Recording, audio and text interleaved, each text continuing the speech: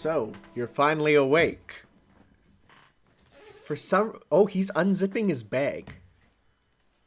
What? Oh, let's see. Beer finally. What is it? It's Village Blacksmith. Village Blacksmith. Oh, did you see the gamer beer I found today? No. Oh my god, dude. There's a local brewery. We got to fix this. Okay. This is Ships Worldwide. We're a podcast that likes to jump right into things. My name's Adrian. I'm Tanner. Okay, now we can go. Okay, so I was just on Facebook and I saw this thing and it was a beer, but it was pixel art on the can. Oh, I've had that. Of Castlevania. Oh no, because there's a beer that Analog Brewing. Yeah. Yeah, it's they're Power local. Up Porter. So they have a couple. Power Up Porter is actually really good. They have a couple, and when I saw they have a Castlevania one, which looks cool, because I'll show you here. Oh my god, my phone is ringing live on stream. It's my grandparents. My dad will get that. Analog Brewing. No, they have one that, though, I'm like, I really want to try. Right here. Analog Brewing. They have, if I go to the shop, they also do same-day delivery, which is wild. So this one, Castle Napia, and it's the Castlevania box art, but with a guy brewing beer instead of the castle. That's pretty fun. So go back, and Power Up Porter should be there somewhere. Yeah, so they have a whole bunch. They have this one here, based off of Valhalla, the drink mixing game, and they even show on the back it looks the exact same as how you mix drinks in Valhalla. And this is brewed in our city. Yeah, it's local stuff. So that's a good one. They have there it is at the bottom right there. The Power Up Porter. They have a Porter Fandango instead of Grim Fandango. But the one I want to try, because it sounds so good, is they have a Soda Popinski from Punch-Out, but it's a Radler kit. So they give you the ingredients to make your own Radlers at home, which I like Radlers. I'm a Radler fan. Have you had Radler? I don't think I have. It's basically like grapefruit or pomegranate mixed with beer. And I don't really like the fruitiness in beer. See, I love fruity. Like that's what I love in my drinks, right? Yeah, crack this open. Yeah, for sure. And yeah, it's based off of Soda Popinski from Punch-Out, which is a lot of fun. Will it be good? Soda Popinski, because it's pomegranate. I can definitely smell it a bit. Personally, beer I'm kind of off and on about. I used to really hate it, and then I had some really good stuff, so now I'm like, yeah, I can enjoy that. Right away, it's not as good as Power Up. Okay. Because, I mean, we were on that. They also have a Ready Player One. Yeah, we sell those which too. I'm like, that's cringe. But it's citrusy, so I might actually like it, which I hate. They do a pretty good job with their marketing. How it looks. It looks like a beer can that's a NES box. Mm-hmm. The only problem I have is the missized pixels. The pixels here, the pixels here, the pixels here are all different sized, and it makes me want to die. But that's pretty cool. I definitely, when I saw that, I went, you know what? Maybe I will try some beer from these guys. Will I order it in? Probably not, but... You gotta drink beer, You gotta drink beer for the different kinds of flavors it gives you. Yes. Right? Yeah. Well, actually, an interesting thing is on one of them, there was something I really liked. I think it's on their retro style here. Is it on this one? No, on one of them, it actually clearly says... drink this with, and then gives you what it best pairs with. I think it's the Castlevania one. Yeah, so it says have it with sweeter meat dishes or like fish tacos or ceviche, like lighter stuff. So it tells you this is what you want to actually have with it to make it taste good. And it's like, that's really cool. Yeah, for most beers, if you look them up, they're like, oh, you pair this... Like reviews are big. Oh, I enjoyed this with this food and that kind of thing. They don't normally put it right on the can though, which is like, that's why it being on there, I'm like, that's pretty cool. I would definitely, if I make some fish tacos, I will have some Castlevania. Okay. Cause it's Castlevania. IPA. Okay. Oh, I get it now. I get it. It took me a little bit. Also, they just stole the Castlevania of Castleva and then wrote the NEIPA on their own. So it's like, they're having a bit of fun. Anyways, when did we turn into an alcohol podcast? when I started drinking. Is that what the is that podcast. is that what 2020 has done to us? Honestly, yeah. Yeah, for real. But honestly, this month of September Yeah. has made it all worth it.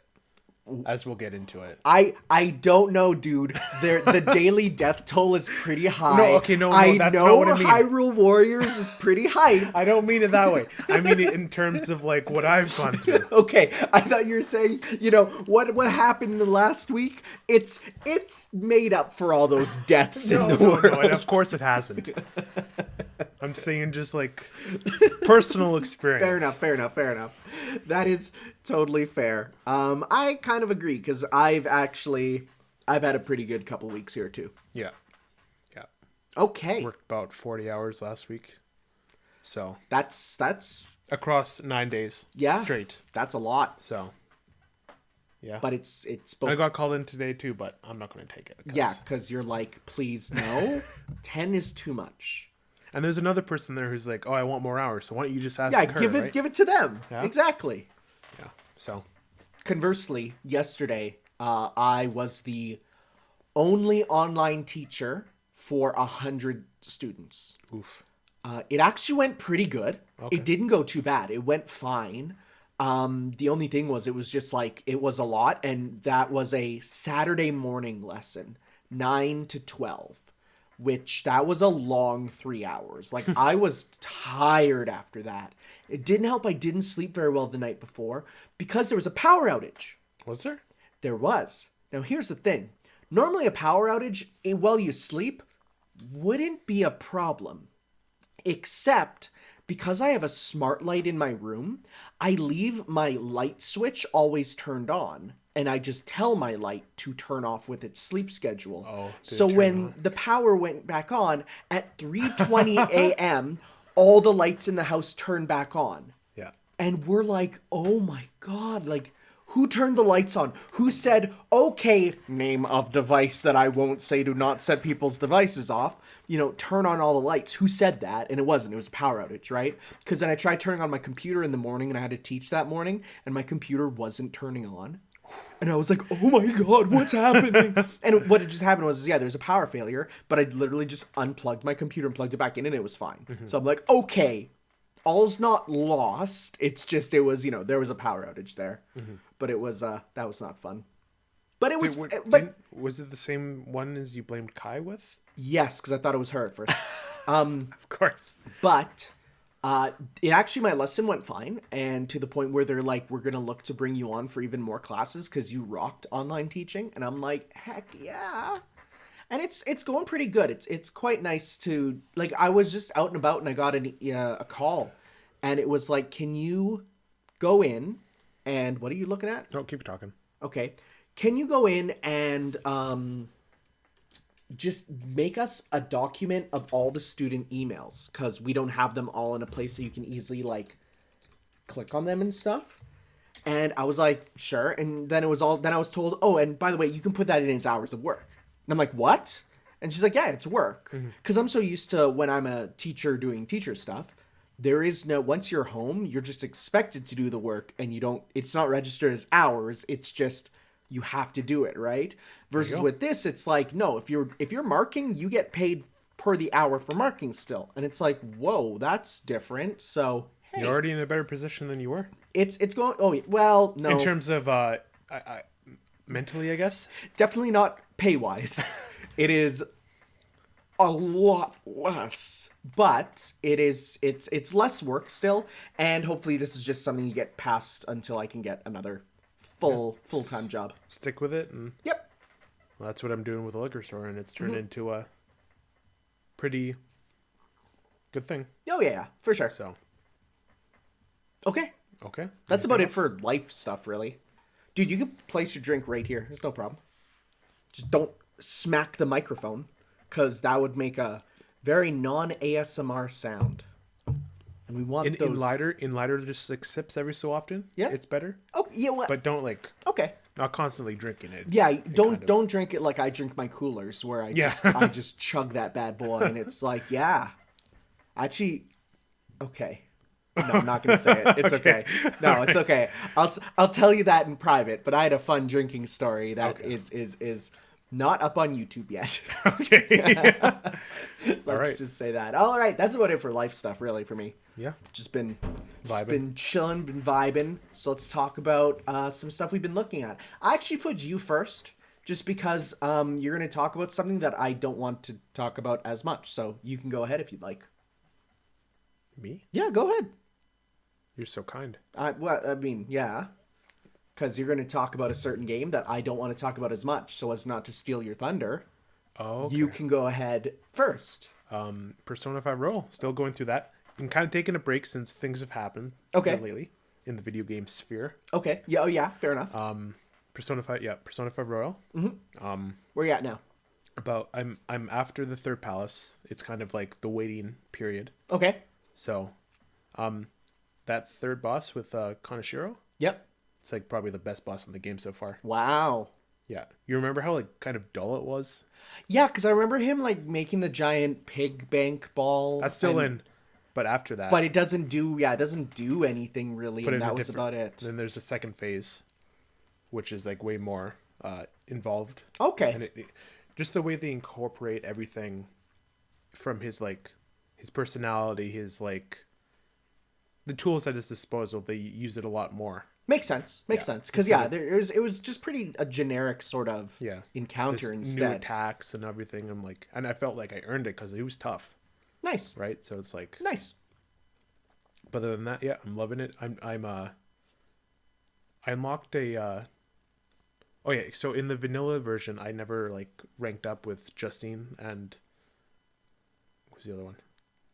The girls, the wardens. The twins. Yeah. I never even touched that confidant, right? Really? And now in this one, I'm like discovering like there's like new options in the Velvet Room I never knew existed. You never? Wow. That I worked to get those as soon as I could because I knew, because I saw if I can get them leveled up, I'm sure I can get some good stuff. Like Lockdown, I never knew that existed. Yeah, yeah. I have my like most powerful persona in there right now. Oh yeah. So it's like gonna be. No, that's something good to focus on. You know, mention they like nerfed it a lot. Where it's like in the original it gave them like super powers, but in Royal it only gives them resistance to their weakness. Oh. So, but that's pretty. That's still good, yeah. So, but yeah, it's just like it's so fun because like you can do everything in the evening now. Yeah, that's a big thing. Completely like other half of the game, right? And you have so much more free time. It's like you can see so much more of the game without feeling like you're missing something, right? Mm-hmm. But for sure. Yeah, been playing that. So another game I've been playing a lot. Oh yeah. About like 10 hours in. Well, I say it like it's like a story thing, but Among Us. Mm-hmm. The new hotness. The new hotness. Oh yeah. It's so fun, man. Got invited to Kai's Discord with those people and been playing with them, and it's been so fun. Nice. You know like what it's about and all that? Yeah. I got the basis gist of it for sure. It is one of those games though that makes me look at it and go, man, I that looks fun, but because I'm so iffy on playing multiplayer stuff because of, I have a hard time with multiplayer stuff because if I have to leave and go do something and I can't come back, it's like I've ruined someone's experience. Well, it's more like, oh, I have to do something. Right? I know, but if someone was excited for like, yeah, we're going to play together with all my friends, and then like I have to leave like after 10 minutes because something comes up, because something always comes up in my life. It always happens. I'll get called up and it'll be like, come up and do this thing. And it's like, I have no warning. And but it's not going to like ruin someone's life. Well, that's a bit of brain goblins because when that happens for me in real life, I legit think about, like, I imagine a meter in their head of their respect for me going down. And it drives me nuts. So I'm like, if I just don't ever get into it, I can never disappoint them. But then you miss out on those really fun experiences. Yeah, I get that, but where it's like there have been times when like someone's like killed me like in front of someone else mistakenly, and you hear over chat, oh my, everyone's screaming. God, it's so fun because like when the body's discovered, it like pops up to the screen with like an option to vote everyone. Yeah, but like you gotta talk, be like who's lying, who's not, type thing. And even if someone's like dead set, like saw you die, you still have a chance because it's like no one else saw it, right? Mm-hmm. If people can't vouch for them, then it can be turned against them, and it's just so fun. It's only $5 on Steam too. I thought it was like $20, but And they've already announced the sequels in the works because this is a 2-year-old game that only Yeah. recently sort of kicked off. so I wonder like I have no how idea. It came out of nowhere. exploded. And it was weird because all I saw in it was, and I was very confused with the game for a bit because I saw on Twitter someone was saying, "Can someone give me a code for the game? I need an invite." And I thought it was like a game that is brand new to the point of exclusive to only influencers and exclusive to people. And so I was like, well, so this thing is like a super lockdown sort of thing that no one else can look at. No one else can play. But it's like, no, it's not that at all. But I was just, it was definitely something that came out of actual nowhere, though. Because everyone was talking about it on Twitter one day. So in the game, like only the imposters can use vents. So if you see someone use an event, it's like instant. That's it. That's it. But I'll show the meme to you. This. So so I saw that and I did not get that. So like if someone sees someone pop out of an describe it for people. Sorry, it's a JoJo meme, and it's Kira and Fatty Shigechi. Shigechi's like standing there petrified, and Kira's like, "Oh, so you've what do you say? Oh dear, it seems you've seen it." Yeah, seen him coming out of the vent. The vent, and it's like that's exactly what happened yesterday with like a friend I played with. Oh yeah. Like she saw me pop out of the vent, and like stood there for a second. It was like, did she see that? And then she started running. It was pretty fun. So like if you have the chance to play it. It's really fun. I know Kai has been complaining that you keep accusing her every single time, and she'll literally come up to me and she'll be like, talk to Adrian about the fact he is always immediately accusing me. Even if no one else agrees, he will immediately say it's Kai. I like analyze everyone's movement. So it's like if it's even slightly suspicious, I'm like, it's you. It was so funny. It was down to 3 people, I think. Yeah. And there's like one more person who is the imposter. And I'm like, I'm dead set it's this guy. And then the other person was like, yeah, it's definitely him. And then it was the other person turned out to be. Of course. Yeah. In context, it's funnier, but... Oh, yeah. Past that, I'll say the other game, too. Of course, Hyrule Warriors. Mm-hmm. I picked that one back up a bit as well. Man, I never get sick of that game. I can't. I definitely, when I went back to play it, there was a bit of, oh yeah, and then I went to adventure mode, and I went to a fairly late adventure mode map, and just put it over here, because then you won't hit it. Well, then I hit this. No, you won't. Just use your other hand. So, I went to a later adventure mode thing, and when I clicked on it, and I did that mission, and I barely scraped by because I'm just like, I'll pick this character and have fun, not thinking about the fact that they're under-leveled and not the right type matchup. And it's like, oh wow, that sucked. If you want to do that, you have to have another high class character. Yes. So then I went back and I'm actually I'm just to get used to kind of the game again because it has a very different feel. I'm just if you just go through the how it's set up.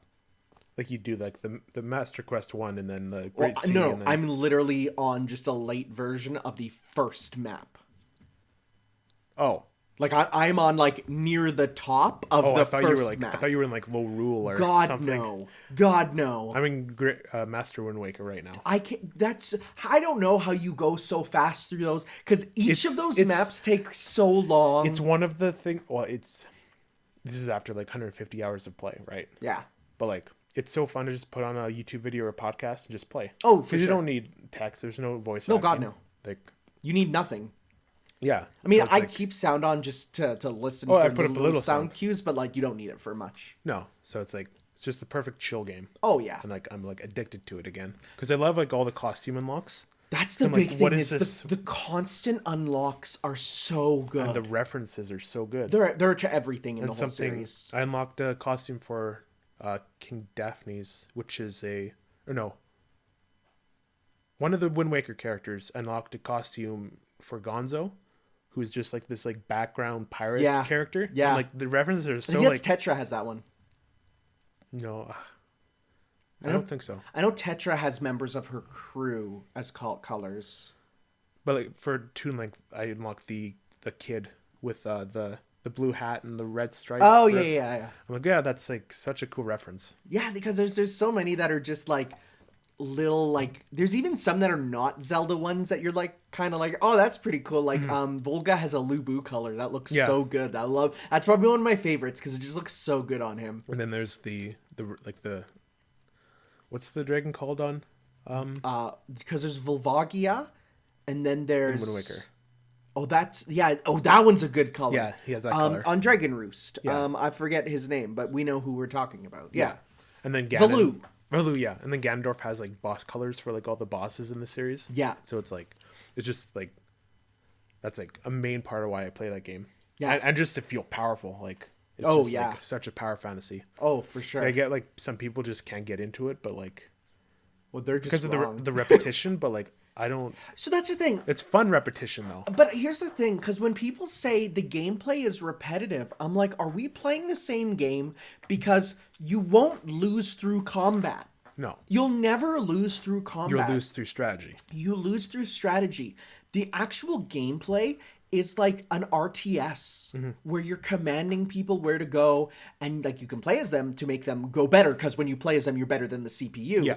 But at the same time, it's like I think there's people who look at it and they're just like, oh, it's just you press button. I saw someone on Twitter who posted something that made me so mad, which was, you played one Dynasty Warriors, you played them all. I played one on the PS2 and it's the exact same game. I don't see why anyone would play them, because all you do is press the same buttons and do the same things. Who cares if it's reskinned? And it's like, and I tried to say like, well, the actual thing is the strategies and, you know, formulating when enemies are moving where do you place them? Who do you play as to make them go faster and do stronger? And they're like, well, I don't see that.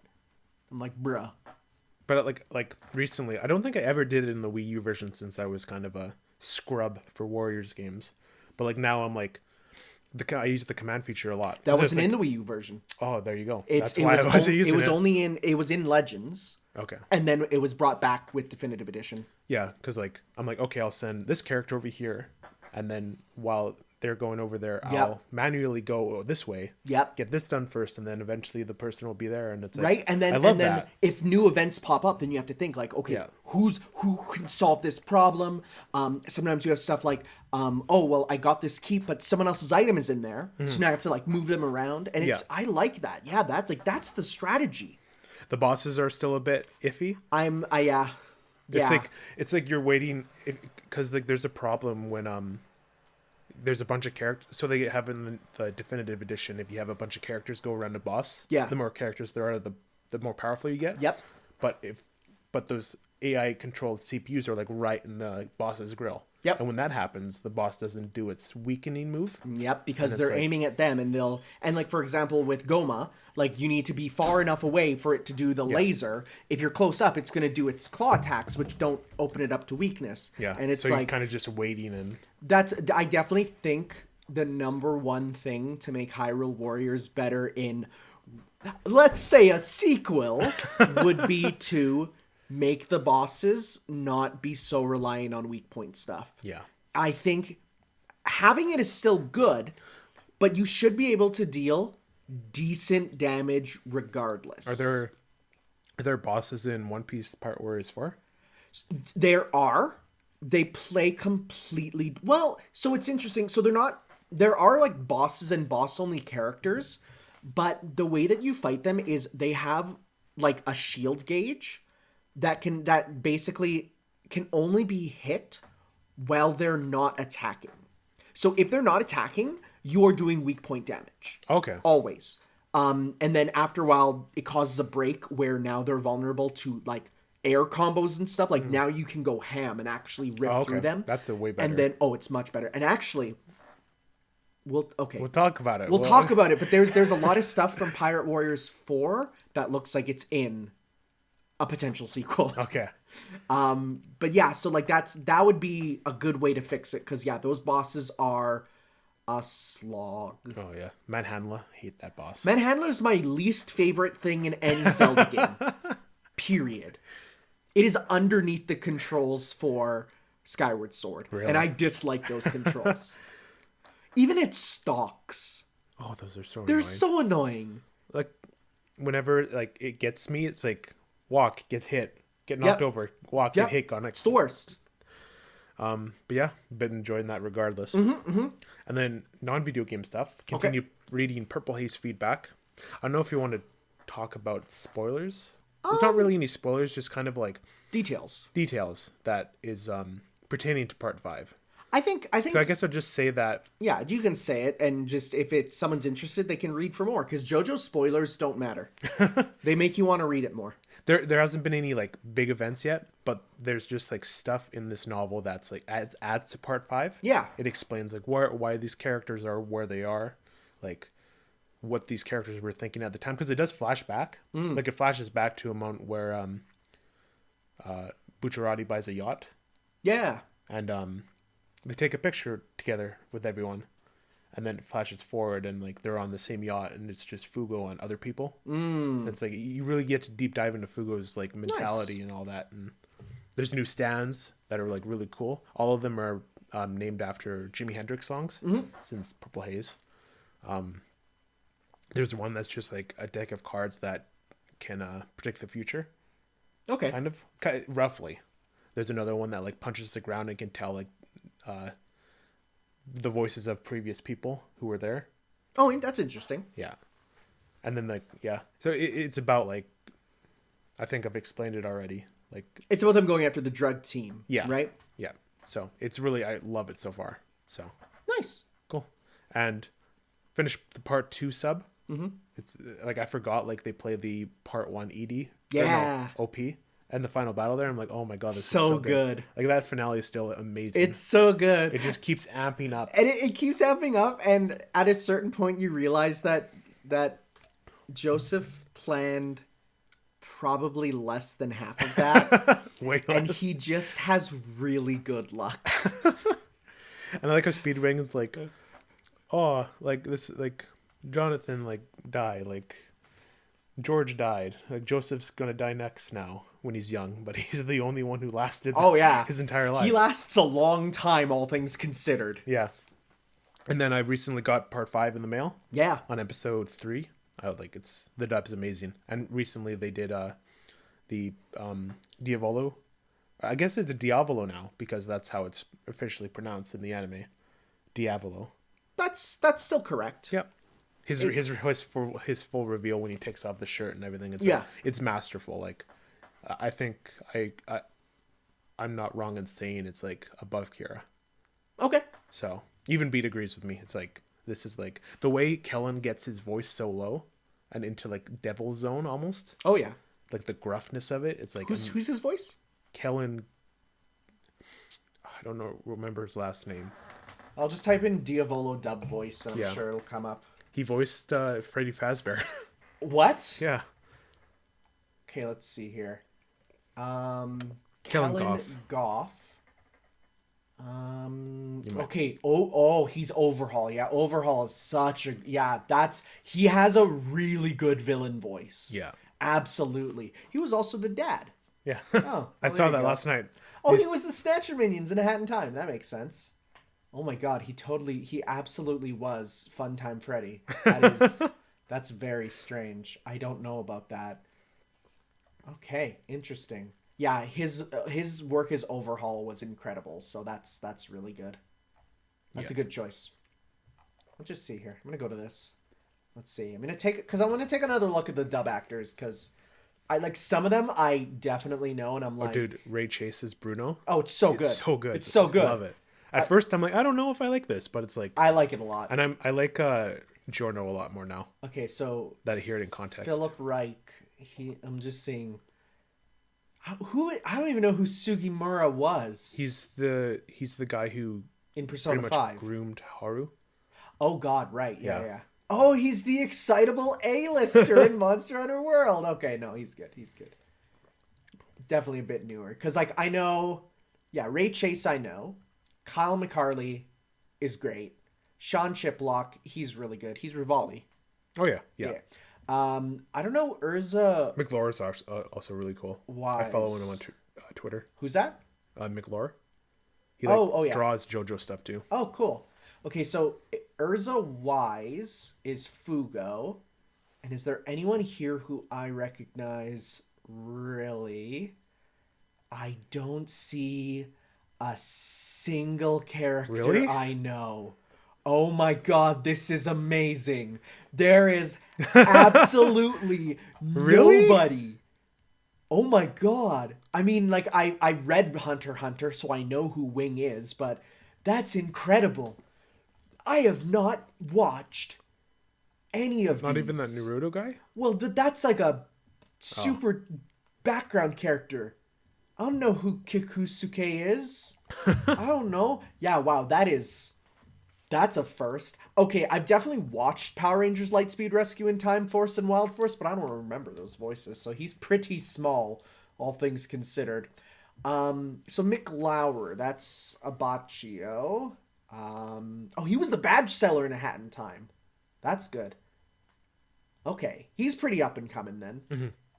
Um, And then okay. there's like Doppio. Doppio's pretty good too. Sorry, I just think about Polpo every now and then, and I'm just like, that's a character. That is a character. Guest stars, one offs. Okay, all right. Oh yeah, and Mario and Sally are in Purple Haze too. Oh, cool. Yeah. Interesting. Okay. Good But yeah, stuff. that's about what I've been going through. Nice. One thing though, Okay.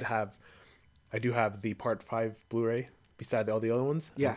Boy, does it stick out like a sore thumb. You know what? They'll do more. They'll do more. Don't worry. But the booklet that came out with it, Yeah. it's like every episode has like walls of text dedicated to it. They have like Nice. a behind the scenes stuff, like Yeah, because like for example, here's like my Fate booklet that came with the Blu-ray, and it's fairly small, and it's like you get some writing, but it's not that much, all things considered, right? It's mostly a Q&A interview, so that's nice that the booklet is a actual meaty one. has like 80 pages. Wow, okay, that's big. Yeah, Wow. I think no, maybe 450. That's But still a it's lot, yeah. Because it has like How much is this one? My Apocrypha number 2. because it has like staff interviews at the end too. It has, okay, this is exactly 23 pages. So, yeah, like, that's nice. Yep. All right. Okay. That's on to you. All right, so I started Yakuza Kiwami 2. Wow. That new engine is amazing. To the point where I'm like, I don't know if I can go back. Really? The new Like better than engine. Zero? Oh my god, it is such an increase. And I was a bit worried because like with the engine of Zero and Kiwami 1, which are the same, right? And they even like they have that same the styles combat system where you have the different styles, right? Yeah. I was like, I know a lot of people really like that, and I know that isn't back in the new engine. So it's like, will that be as good as what people think is like one of the best, right? Mm-hmm. So he only has one style, but it uses moves from all of them. Oh, there you go. And so that's good. And the combat is like a bajillion times better. Really? Oh, yeah. However, the biggest addition is ragdoll physics. Oh, jeez. So strong hits will send you or opponents flying. And it is so funny seeing Kiryu get smacked and he flies like 50 meters away into a wall. It's amazing. The heat moves are way crazier. Like they were pretty nuts before, but now they're going full stupid. And it's really good. The actual story has actually been, I'm liking it a lot more than the first game. Because it's only the second game, but it's like you can immediately see it's like, oh wow, like we are amping it up. It's just to give a very basic summary, it's very simple. It's Kiryu goes, because Kamurocho's in Tokyo. He goes to Osaka, which is in like the far east, right? And it's basically him fighting the Texas version of himself. because Osaka's like the Texas of Japan. Like everyone there speaks with like a noticeable accent compared to Tokyo, which is best translated as a Texas accent because they sort of slur and they're known for talking a lot, right? And so literally it's about Kiryu fighting Texas Kiryu, and he's blonde and looks like geese, and it's amazing. And Yeah, because I've seen him on the cover. yeah, and like he's really cool. His name is literally Goda, which is like God with an A, and it's like, oh, that's freaking cool. It's really good. Immediately you can sort of see like a lot of the mini games are improved. You can go in because there was no playable arcade machines in Kiwami 1. Because there wasn't that in the original. But now they've added, you can go and do, just play Virtua Fighter. Like the original real Virtua Fighter. You can just go and play it. And there's not only Virtua Fighter, but they actually have different versions of it, like updates installed in different arcades. Some are updated and some are not. Oh, okay. So you could play 2 or 2 Revision 1. And it's like you can go and play them, and it's really cool. So it's been really good so far. The level up system has also changed a lot now. In the other one, it's just like you get the levels, and then the levels you can put towards any of them. Yeah.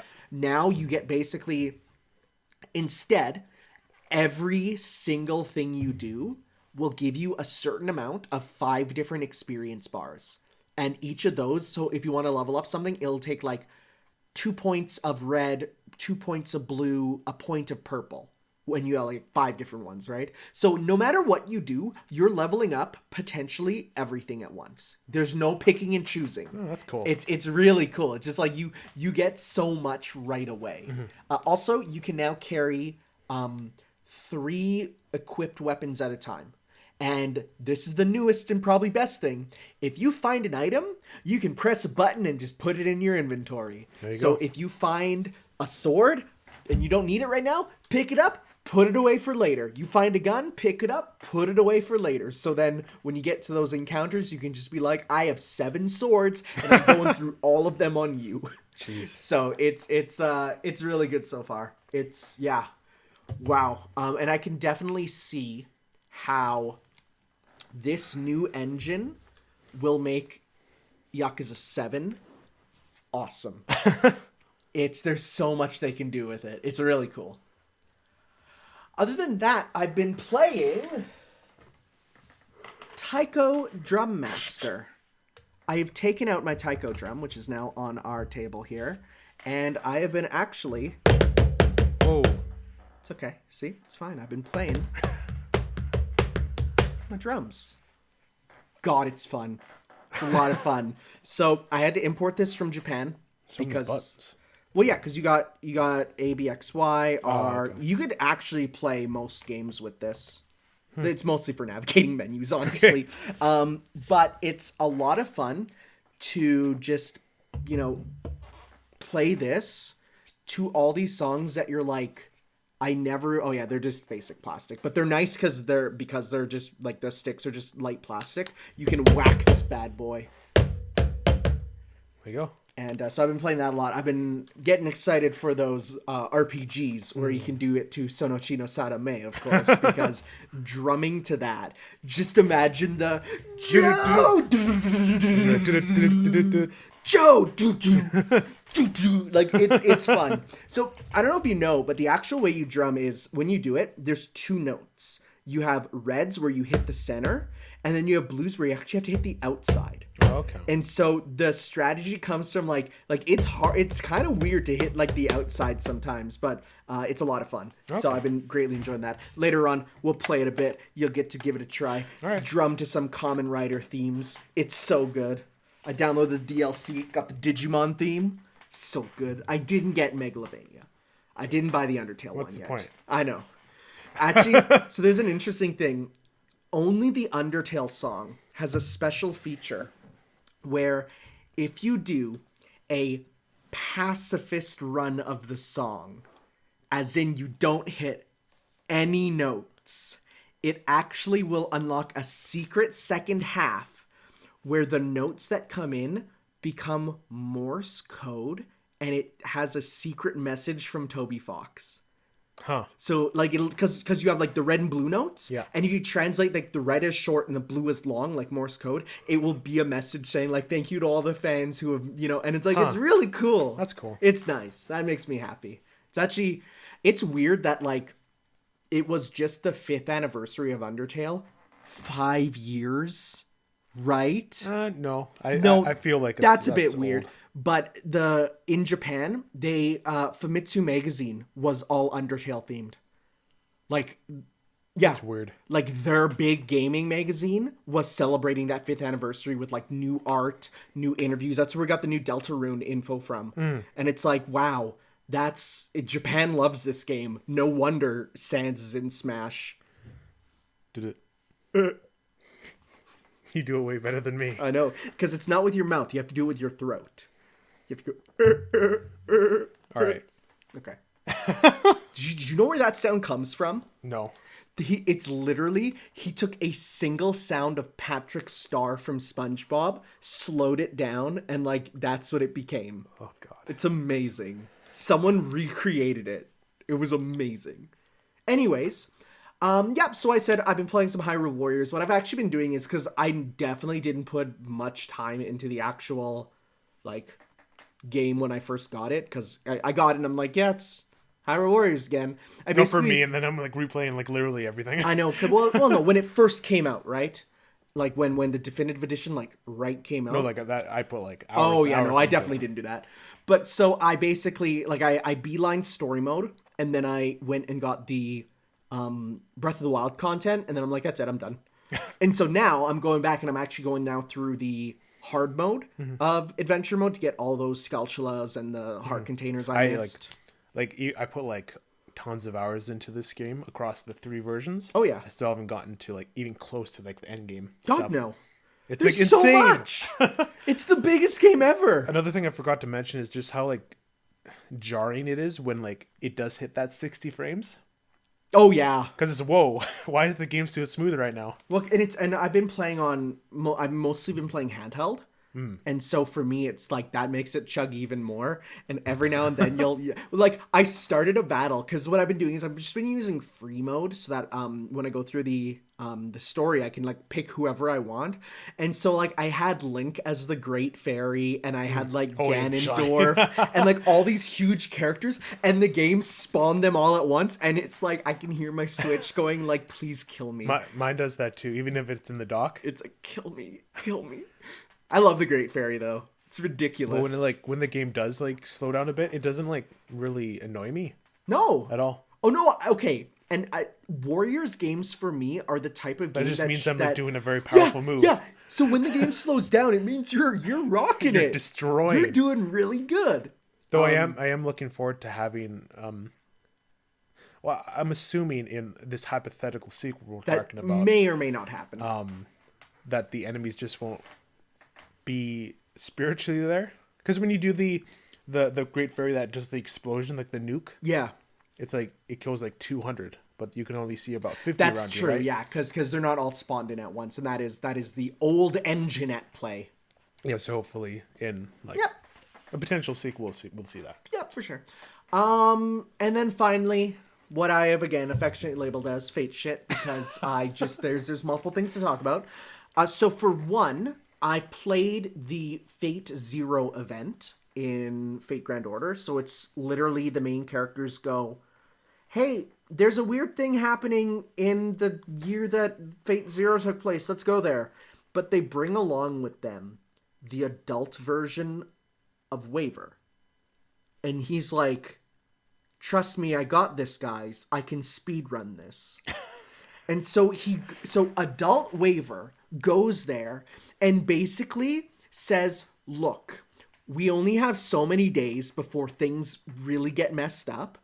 I'm going to go and I'm going to make it so that we get everyone on our side by playing each of their hands against themselves. And we're going to make it so that we, come out victorious. And so literally it's like when they go to the wharf and Saber and Lancer battle, he like locks Lancer away and meets Saber there. And he's like, hey there, Arthur Pendragon, King Arthur of Britain, and Iris Veal von Einsberg. And they're like, how do you know this?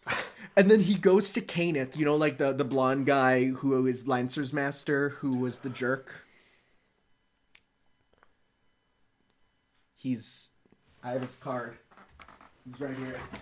This guy. For some reason, the guy from Death Note is popping into my head. No, where is he? I have his card. I totally do. No, I don't. Oh, yeah, this guy. Kenneth, right here. Blonde. Looks like him. blonde Yeah. Wesker. Yeah, blonde okay. Wesker, Yeah. right? So he goes there, and he straight up says to him, I'm a time traveler. We're from the future.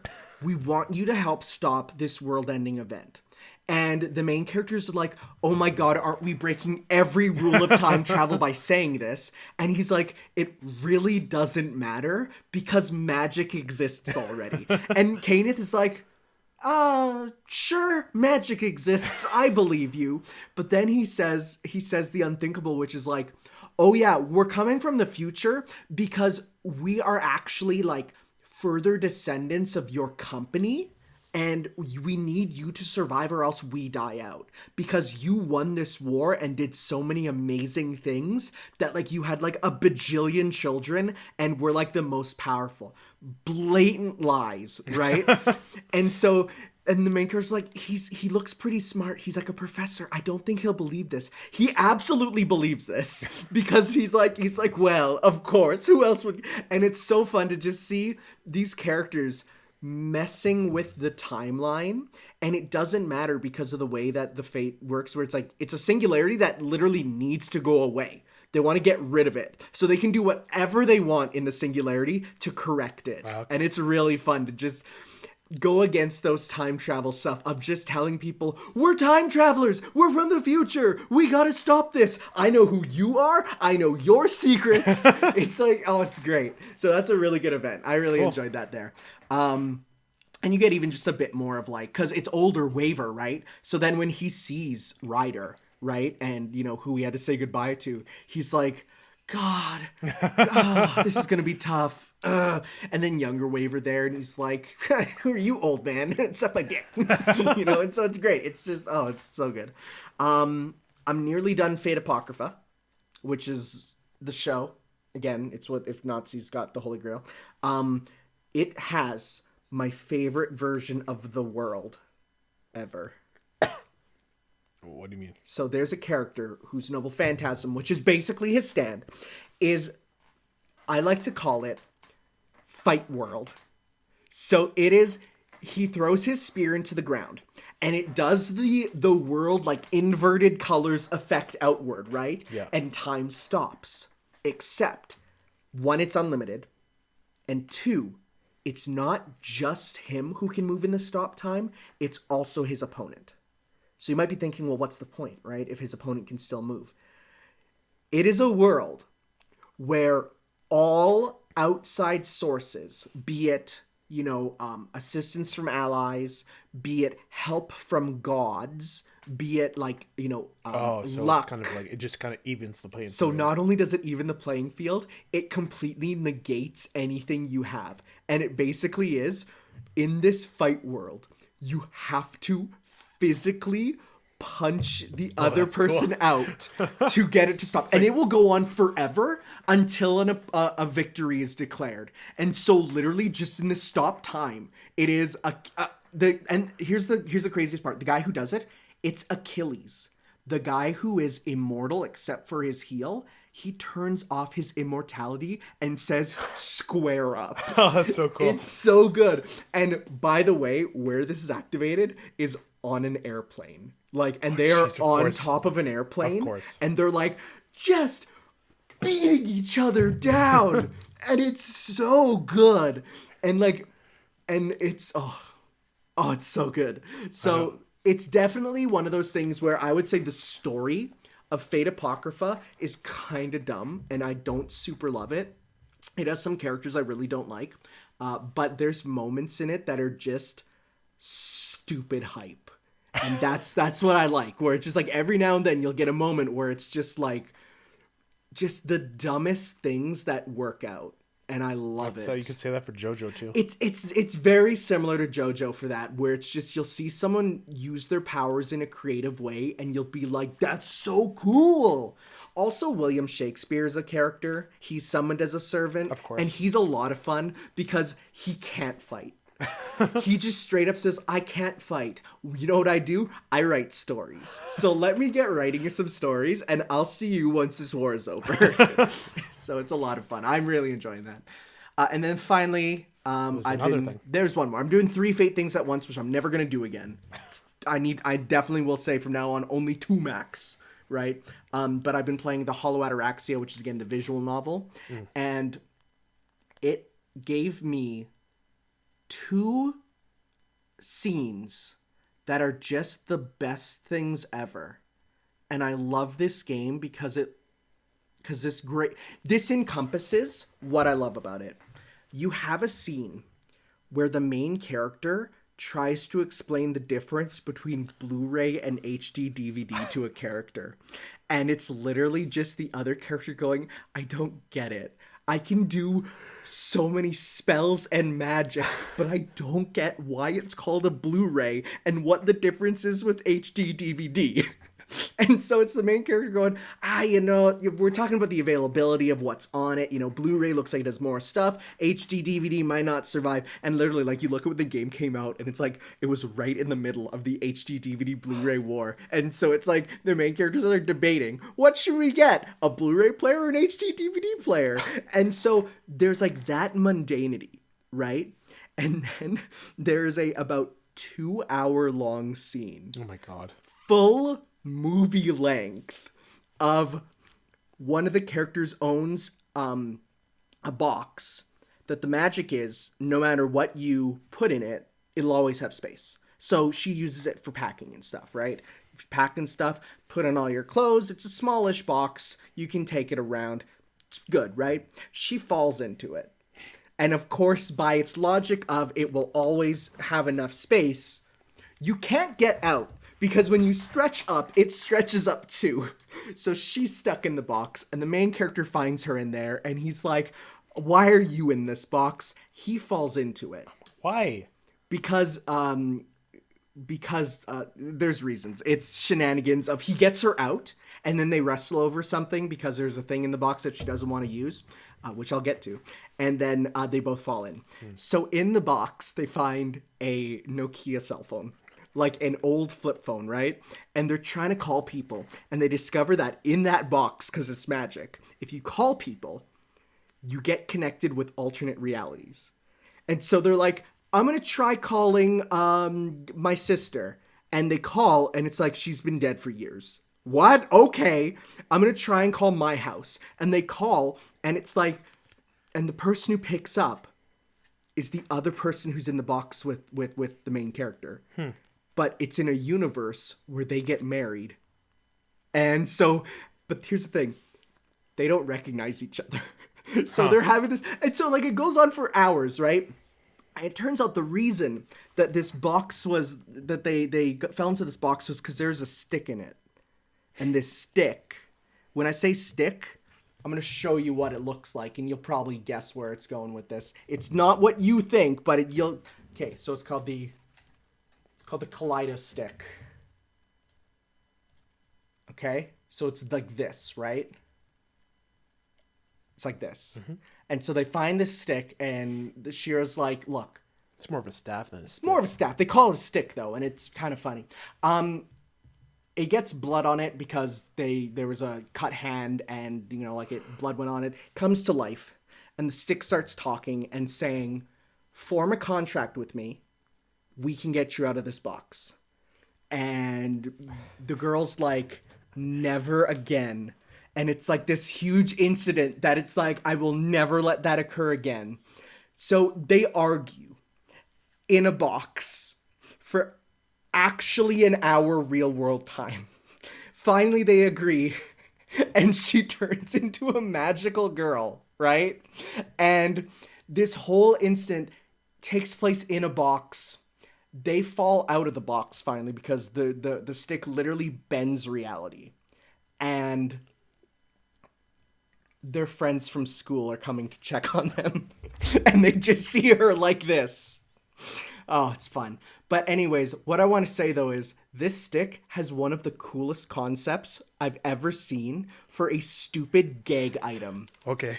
So, it's called the Kaleidostic because it is basically on the idea of, you know, like when you look at a kaleidoscope and it views out a whole bunch of different like reflections and colors and stuff. Mm-hmm.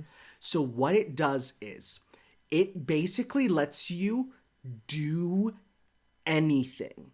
Because let's say you want to wish to be able to cook the most delicious meal. It will literally take the identity of a version of you from an alternate world where you decided as your career to be a world-class chef and you made it. You are the best chef in the world. Infinite worlds, there's got to be one where you're the best chef in the world. It will take that version and grant that version's powers to you. Okay. So unlimited, it basically replaces you with an alternate version world of yourself. Alternate world version, rather. And so it goes into like the deep details of like what it takes to replace someone in an alternate world and how it works. And it's like, this is so cool for a gag, for a one-off gag. Mm-hmm. And it was actually so cool. This was what inspired an entire spin-off where they're magical girls. Okay. Yeah, that's the one that I'm worried about. That's the one that I'm really worried about. We should cut off here then. That's the one that is, quote, morally dubious. So, anyways, Fate's the best. I love it so much. Stupid stuff. Eating burgers. Put up a video today, which is literally Saber turning evil and demanding a hamburger. All right. Yeah, it's great. Anyways, let's talk about some news. There's a lot. Fate Worldwide. We should rename the podcast. Sorry, dude. Come on. We've probably talked about JoJo just as much in terms of, because that started before. I don't know. Started before. I think Fate's more. I don't know. I think we started with JoJo earlier. Every time we go over our weeks, there's always Fate in it. There's not always JoJo. Because there's so much. There's so much. Anyways, we do have a lot of news to get through. So yeah, this is a lot of news. Us get going with the West first. The West. Yeah. So, how about that Xbox Series X and Series S? They exist? They do. Well, not yet. Soon. No, they exist. They're out in the wild. That's true. Not in the wild, but they're out. They're out, yeah. They're in cages. Yep. So, Xbox Series X, 500 USD or 599 Canadian. They're actually, so here's the thing. We got the official Canadian prices.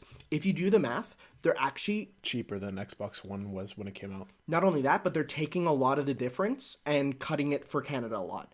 So what would normally be a lot more if you actually did the math on how much it is. Like ours should be, if it's 500 USD, it should be about $650 Canadian. They're actually cutting a lot of the cost for us. Cool. Yeah. So, cause I mean, yeah, for sure. That's still a lot of money. It's oh yeah, for sure. So that's the X. And then the S is $299 USD or $380 Canadian. That's a good price. It's better. And they're both releasing November 10th. Now, I put the specs in there. We do have the specs. Basically, though, the only thing you really have to care about is the fact that, yes, there will be a difference in how the games run. Yeah. Xbox Series X will run them better than the S. In fact, and considerably better. Considerably better. In fact, even Xbox Series S running backwards compatible stuff, because you can, of course, download them also backwards compatible. Like, whenever they release a game to be backwards compatible on Xbox, they also will just re-release the digital version so that you can also buy it. Okay. So it's not like you need the discs. If you have them, that's good. But if you don't have the disc, you can still play them. But they even said, like, for running backwards compatible stuff for Xbox One, it will run Xbox One, Xbox 360 games worse in backwards compatibility. So it is something to consider with the price. However, something that is really good is that if you buy one, you get 2 years of Game Pass Ultimate. So that's really good. And they've announced that EA Play will be included with it. Yeah. So that's an incredible deal, actually. So I'll just see here. I'm going to read some of this stuff here, see if there's anything I haven't read it myself. I don't care about most of that stuff. The RAM is the big difference. The RAM is a big difference. Yeah, that's true. Wow. Let's see. Storage. They both have 1 terabyte expansion card. And the S is digital only. Yeah. And that's I guess another big thing is the S being digital. Also, it has a big speaker thing, which I see a lot of people are like. Is that what is that? So is I don't that know if you know this, but there's one right there. Like you look, I guess. There's a circle in my Xbox One already. It's just they really made it prominent. Yeah, it's a fan. Interesting. It's a fan. That's all it is. It's just right. Like instead of it being kind of hidden, it's like very visible. So okay. Also, people noted that it looks very similar to the adaptive controller. Oh yeah, it does. So people are like, oh well, sure, you know. And you see that it was like hiding in like a conference in like June? It was 2 months ago. Yeah. It's like it was right there in the background. That's kind of crazy. That's ballsy. But then again, it's like it's a white box that's really small. Like you couldn't tell. Yeah. You couldn't tell. It's really small. So that's pretty good. It's like the smallest Xbox ever. It's almost a micro console, honestly. It's around that. So neat stuff. Because of the whole thing of there's no Xbox Series X exclusives for a year and Halo's delayed, I am not getting one at launch. Probably get a bundle later. Probably get a Halo bundle later. If I can get a Master Chief colored one, that'd be pretty cool. They are really. They did reveal their prices and stuff first. They showed their hand first. Well, to be fair, so here's the thing. It leaked. And then because it leaked, they had to get that. They put it out officially right after, right? So the interesting thing was it leaked a week ago. And now we know that later this week. It's in the. I guess we're just moving. Yeah, well, I mean, we'll talk about it. But later this week, we are getting a Sony big reveal. Mm-hmm. So I almost wonder if they did talk to each other to say they do it around the same time. But because of the leak, it pushed it up. Maybe. So we'll see. We'll see. So do you think the PS5 is gonna be cheaper than these? I honestly believe it's gonna be the exact same price. That I could see that. I could honestly see them not being able to play chicken with each other because they totally wanted to, I'm sure. But then at that point, it'd be like, I think Xbox's favor since of all the consumer-friendly stuff they're doing. At the same time, I don't know a single person who looks at an Xbox in my friend group and says, I want that because they know it won't be getting almost any Japanese games. Oh, yeah, I guess. Right? Like, and people are like, oh, yeah, but Yakuza's coming out to it. And it's like, okay. Yeah, that's well, one series. That's one that is a long line in a series. 2, yeah, the Xbox One and the Xbox 360 both had, like, when they launched, a couple Japanese games. And then in a year, they either didn't sell and died or got PlayStation ports, right? So it's like, I think the one that I want to get day one is the one that will have Japanese games, personally. But you always do this. You're always looking at shit posts while I'm talking. No, I'm listening. Are you? Yeah. Okay. All right. I apologize. It's a distraction thing. That's a problem. Fair enough. All right. But I am listening. Well, let's continue. You have something to say about this, I'm sure. Crash Bandicoot 4. Yeah. Little details dropped. Tana. Yep. Is returning. Alternate universe Tana. Yes, specifically. Yes. Because they don't want to bring back the version that is the B word. The other B word. The other B word. It's a type of bread. Bimbo. Oh, okay. So yeah, she's fully playable alongside Crash, Coco, Cortex, and Dingodile. So there's 5 playable characters in this game. Yeah. Has a hook shot that can use to traverse levels and break crates from afar, as well as ground pound attacks, spin kicks, and wall jumping. Definitely one that I know a lot of people are they look at her for the gameplay and they're like, it's definitely a bit different. Yeah. You know, I think that's what they're going for, though. Yeah, some people like it, some people don't. But hey, I mean, once they actually play the game, they might be like, oh no, this is fine. Yeah, probably. Yeah. And if you pre-order the game digitally, you get access to the demo available in 3 days. 3 days. For us. Probably 2 days when this goes up. Yes. Yeah. So, yeah. I'm not getting it digitally, so I'm not going to play the demo. I'm going to play a full game. Fair Wait enough. for the experience. Sounds good. October 4th. All right. And then we are talked the PlayStation 5 showcase is happening on the 16th. Yep. Same day. So as you're playing Crash, Probably a like another trailer there, you know. No, it's going to be a full blowout. No, I'm talking about for Crash. Oh. There. Okay. Like a big sort of probably the final trailer I could see. Yeah. Right? I feel because they like that. I have high hopes for this, unlike some other conferences that recently happened. What are you alluding to? That Ubisoft one was so bad, dude. I don't even have it in this one. Oh, I only have one specific It announcement. was. I watched it because I was like, I wanted to see if that one game that we'll talk about was going to be real, and it was so bad. Oh, it was. They brought out like they did like a 6-minute rap number for Watch Dogs. What do you mean rap number? Literally, they brought out a rapper and had him rapping on stage. It's like little Beezy or something, and he's like, "You're playing the game," and he's British, by the way. He's like, "You could be a grandpa, and your grandpa be hacking." It was so bad.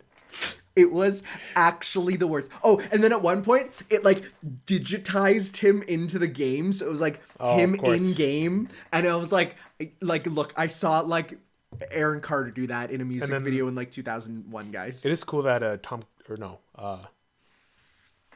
what's his name from Splinter Cell? Sam, whatever his name is. Sam Fisher. It's coming to Rainbow Six. Sure. But you got to call him Zero. Why's that? I don't know. I think rebranding. I honestly... Prince of Persia remake looks ass too. Oh, it looks real bad. Like, it looks... It looks like it had like the bottom of the barrel budget. So, here's the thing. It's the first game made by, like, Ubisoft's E studio. Not A studio, not B studio, not C, not D. They're E studio. And it's like, hey, it's cool you have a studio in India to actually do this stuff, but that's not going to change the fact that... Give them a bit more money. I think it's the budget. It might be, because literally in the opening cutscene they showed, there was 3 of the exact same NPCs standing side by side. This has to be very, very early concept at this point. But even the fact, like, it does, like, honestly, I look at it and the gameplay looks good. The gameplay looks okay. It looks the same. So here's the thing: I look at it and I'm like, if you showed the game to me, and I'd be like, yeah, that's the original Prince of Persia. Like it's like I if you didn't tell me it was a remake, I would just think it was the game again. Mm-hmm. Like, I can't tell, right? Apparently it does have changes with like all whole new voice cast except for the prince, who's still Yuri Lowenthal, because Yuri Lowenthal is in everything. It's gonna have better parkour and da-da-da, and it's like, sure, but it looks like the same game which I can literally buy on Steam for $2 right now. So it's like, and that's in HD because it's on a computer. And so you can just go widescreen, best graphics, put in a fan mod, right? So it's like, I don't know. That's rough. Anyways. Hopefully that PlayStation one is real good, though. What do you mean?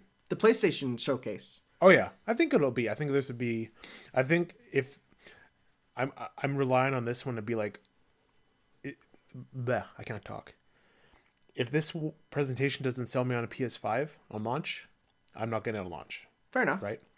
So. I'm getting it on launch just because I don't have a Pro, and so I want to play some of my PS4 games. I have a Pro, I still have a bunch of PS4 games. Yeah, so for me, it's like, for me, instead of getting a Pro, and I have a I'll PC now, so. Yeah, instead of getting a Pro, I'm just going to wait for a PS5 so I can play the games on that, because I can, I'm playing some newer games, and I'm like, I can definitely, like, even Kiwami 2 there, I'm playing it, and I'm like, I can see where even, like, my base PS4 is having a bit of trouble at times, and I'm like, I would definitely like to get that upgrade, you know? So, Roller Coaster Tycoon 3 Complete Edition was announced. It's coming out on the 24th. I remember playing this when I was a young lad, and I didn't like it. So it kind of like, it definitely isn't as good as 2. No, because it made like the jump to like the 3D. Yeah, like those graphics and everything. Yeah, I think I remember it barely running. So maybe that's just because of the Mac I had. Yeah. Well, that's the answer. But I know. I have Planet Coaster now, and it's like I don't know if I want to go back because this is made by being remastered by the same people. Yep. So It'll be interesting. I know the big kind of cool thing with this one was you could ride the rides. yeah, know, but it's you like, can do that on Planet Coaster. Yeah, exactly, right? Like, It does come with the soaked expansion, which is lets you do water parks. Yeah. That's pretty. I like water parks. it's pretty pog. You know what? That's pretty pog. It's pretty Kino. I might even say it's based. Isn't Kino higher than based? I don't know. I say Kino is like king. You know, for king. Okay, I always put based at the top. No, base is like mid tier. Really? I think so. Okay. Kino is like reserved for like Okay. Pog. pog. Poggers. Okay. Based. PogChamp. Kino? Yeah, I'd say so. Okay. I'd say okay. All right. We're on the same page. And then Wild Expansions, which is basically the Zoo Tycoon version of it. It's mostly just adds animal stuff. Like it's still an amusement park, you know, but it's just that sort of stuff. And on Switch too, so that's kind of interesting. But we'll see. If I get it, it'd be on PC for sure. Fair enough. Minecraft. Yes. It's getting a VR update. Wow. In September. Brown bricks in VR. I mean, it's gonna be cool for the kiddos. Oh yeah.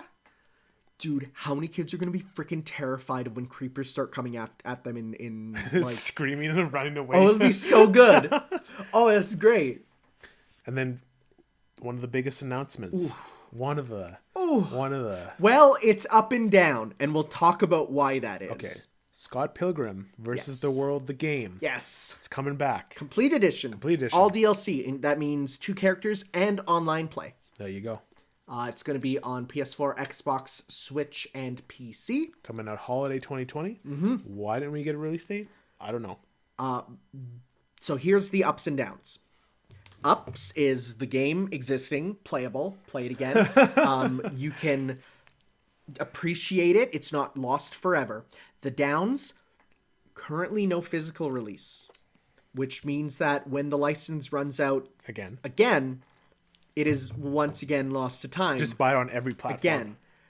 So I'm getting this on Steam, because I know I'm going to have that PC for a long time. Unless we get word that it's like, don't worry, we signed it for a permanent license. That'd be good.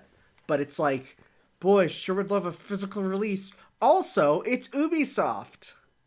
I mean, I know Ubisoft is kind of a poopy company right now. Well, but did you hear about their the statement that they put out in a separate tweet from the event?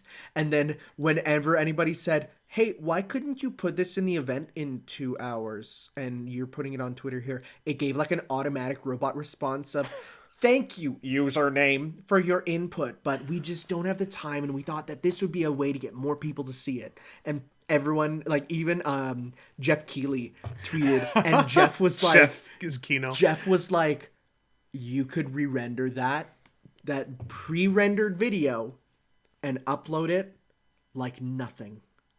He called him out. Jeff is based. Did you see Jeff's tweet today? No. Oh my god, dude. It's so good.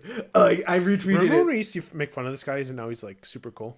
Well, no, we made fun of him mostly just because of the fact that he not for the same reason. What is that stupid animated thing? What is that? Oh, it's a show called Clone High. Okay. It's just getting popular again. It apparently aired here. I didn't watch it, but it was big in the States.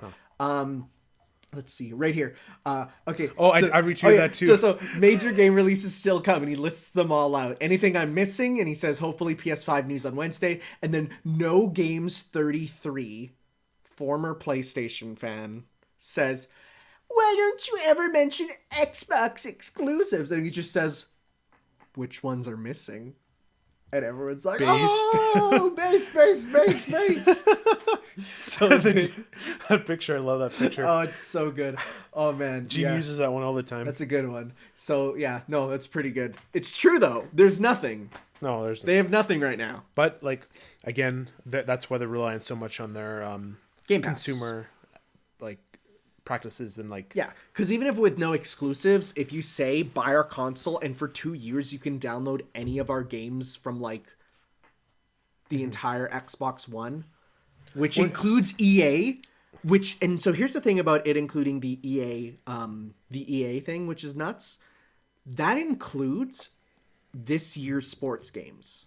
That's So if that's a going to get a thing, lot of people buying. people are going to say, why would I buy a $90 sports game when I can instead buy the Netflix subscription, play it for 2 months, and then go back to screaming and beating my wife like normal? You know? That came out of nowhere. Sorry. I was thinking about Gamer Dude Bros. Back to Scott Pilgrim. Yes, hi. If you haven't played this game, So good. you're gonna love it. If you love beat 'em ups, My only recommendation is grind the first level and buy a lot of food items. Because if not, you'll have a hard time. the game isn't easy either. It is if you grind on the first level. Which I didn't. Yeah, because that's how I learned as a kid, where when I first started playing it, I didn't really get that eating food is like, that's how you're supposed to get your stats up. So once I learned that, I'm like, oh, well, that's why I kept super dying super hard and not being able to beat the third level. Yeah. Is that it for that? Yeah. All right. Now into some film news, some TV news. All right. Batman production halted because Robert Pattinson tested positive for COVID-19. We know why that is, right? Because the Batman mask doesn't cover the face. Of course. It's actually a terrible mask when you think about it for COVID. Well, they mentioned they actually had like a section on it for on DC Fandom. Oh, yeah? Like they had like a bunch of the Batman voice I actors. saw that. Yeah. Yeah, talk about it. Talk about it's like, yeah, we're wearing our masks, boys. But hopefully he pulls through and Oh, yeah. they can actually finish the Oh, film. I don't think any celebrity is going to die to COVID-19. Other than like the politicians. That's true. Well, no. Well, no. Politicians don't have money. Politicians, I mean, we like to think they do, but they don't. They're too busy buying yachts and stuff. These celebrities, they actually have money. Or don't they also buy yachts? They do, but they're a bit more not discreet, but they're okay. How can I put this? Discreet. Celebrities aren't discreet. No. I know that's a bad word. So what I'm gonna say is celebrities have people who can tell them, like agents and stuff, to like say, don't buy a second yacht. Put that into the bank. Oh, they have those like in commercials where like Danny DeVito was one of their agents. Yeah. Versus politicians who will literally just buy 7 planes. That's fair. Yeah. But yeah, that kind of sucks. So. And then finally, biggest news for me, I think. Okay. The Walking Dead TV show is ending in 2022 with season 11. It's going to be 24 episodes in length. Yep. So it's like 8 more episodes Okay. than usual. But there's going to be a Carol and Daryl spin-off show Okay.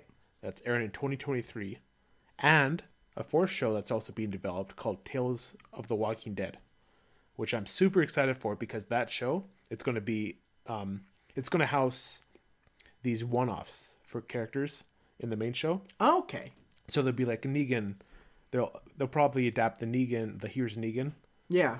series, or like the Governor stuff, or like Any of those sort of one-off stories that they couldn't really fit in the main narrative, right? Yeah. Nice. So like I'm looking forward to that. The Carol and Daryl show, I mean, sure. I don't know. They should just call it Carol and Daryl. That probably will. Or Carol, but with that YL at the end. Yes, for sure. Because that's their ship name. Oh, yeah. So, but like I am sad that the main show is ending. I've been with this show since season 2, so which was like what, I don't know. 8 years ago. Probably. I've been with it. Like I've made friends because of it. Like all that kind of stuff. So it is kind of sad. Yeah. To see it go. But like I'm glad they're not gonna like milk it. They are kind of milking it with the other shows. I would say a 4th spin-off show is getting close to a bit of milking.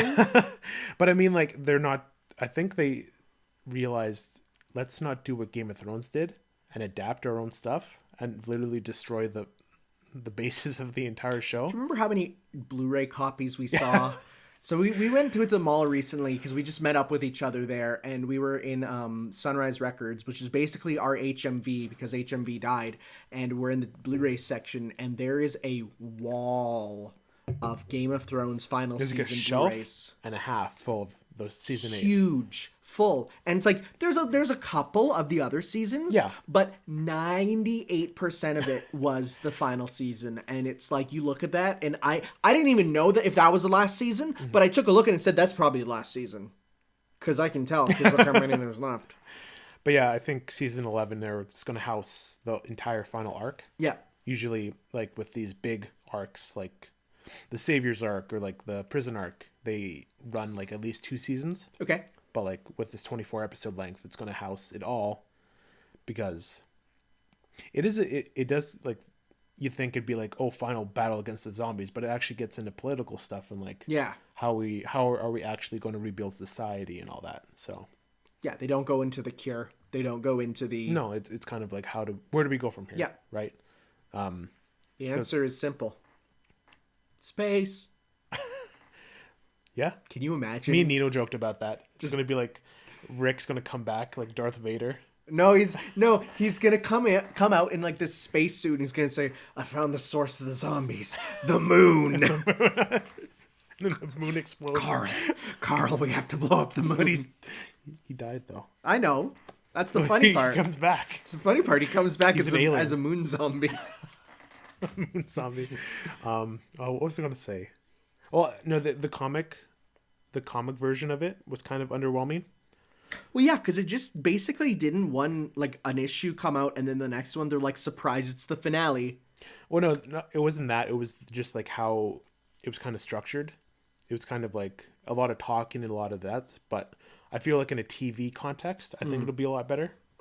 So we'll see what happens. We still have like 31 episodes left and 2 years left. Yeah. So, but I'm glad they announced it this early to be like, hey, sure, it's ending. Right? Especially because they're like hour-long episodes. Yeah. So it's still a lot left. Yeah, so we're still getting the 10th finale on October 4th, and then the extra 6 episodes in season 10 next year. Which is weird. Just call it season, whatever. I don't know. I'm calling that the extra 6 episodes season 10C. Okay. So because like the first 8 are 10A. Then 10B, and then 10C. Okay, right? okay. So that's what I'm calling it. All right. But yeah, that's pretty much, that's the main stuff from, because there's so much news. I'm like, let's just focus on the main stuff. Yeah. Right. For sure. So, but this happened the day after last podcast. It did. Apparently, I said something that came real true. I don't remember. What did you say? Someone left a comment saying like, you were almost dead on about the Mario Direct. I think I said something about it might just come out of nowhere. What you did? What? What you did? It did. Yeah. So let's talk about it. Super Mario 35th Anniversary Direct. All right. First off, Game & Watch. Are you getting it? Are you? No. I was thinking about it, but like, I don't really need that. I really don't need that. That would be something on my shelf that I never touch. Pretty much. So like, if I want to play Mario Bros again, Super Mario Bros, I'll play on the Switch. Have it on my Switch. It's neat. It's a neat piece of merch. I want to see if there's like, if someone uploads a video of like all the different variations of the clock, because I want to see like what for sure, what that is. Next up, Super Mario 3D World, which I was like, okay, that's pretty cool. All right.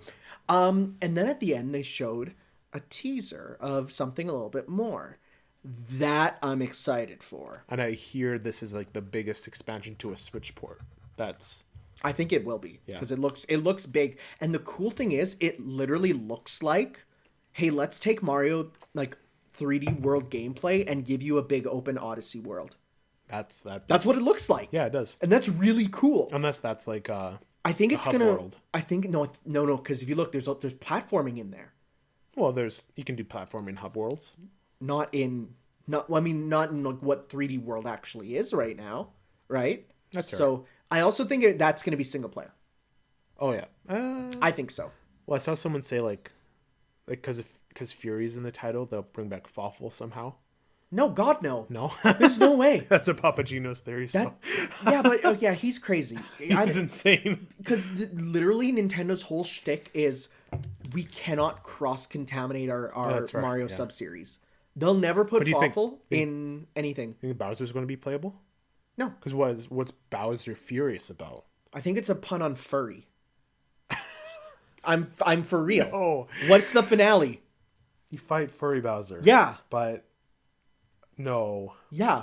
No, because of the logo, it's like evil, you know? I don't know. We'll have to see. It'd be neat if Bowser's playable. Are you going to get this? Yes. I think I'm going to get this. I'm getting this. Because even the base game's really fun. The base game's really good. And with the The people did an analysis on the gameplay. So when they said yeah. the game runs faster. It's faster, but also they move put in the roll from Mario Odyssey. Yeah. So you can do a mid-air sort of dive, which is, well, I mean, you could do that with the cat, but now it's in any form. If someone made I think it was Game Explain who made a comparison of like the running. It's a lot faster. Yeah, so that's really cool. And movable camera. That's another new thing. Oh, The camera, you can move it now. Cool. Because in the original, it was very locked. But like, because every time they showed the game, the camera was at a completely different angle from what it was in the original game. So that's cool. all right. I'm really excited for this. Super Mario Bros. 35. I am too, but again, I'm not sure why it's limited. Okay, so I think when they say it's limited, I think it is literally just because the free version is going to be limited, and then they'll come back with an updated paid version. Because if you look, so Super Mario Bros. 35 is basically Tetris 99, but with 35 people. It's made by Eureka, so it's the same people. And it's a bunch of people playing Mario at the same time. If you kill an enemy or do something or get an item, you can attack other players. It's not exactly like that Mario Battle Royale that people were like saying, oh, it's a ripoff of Mario Rat. No, it's actually quite different. But that's why it got taken down. Oh, yeah. Well, right? Yeah. Also the fact that someone made a game that was literally just play through Mario Online, which Nintendo would come at you for that because that's just stealing their game, right? So I do think, and I'll get to the later on thing, is that the whole thing about the limited time stuff is them saying, we're not done yet. We'll give you what we have now, and the full thing will come later. So I'll talk about that in a sec. I'll talk about that. Super Mario Bros. 35 looks a lot of fun.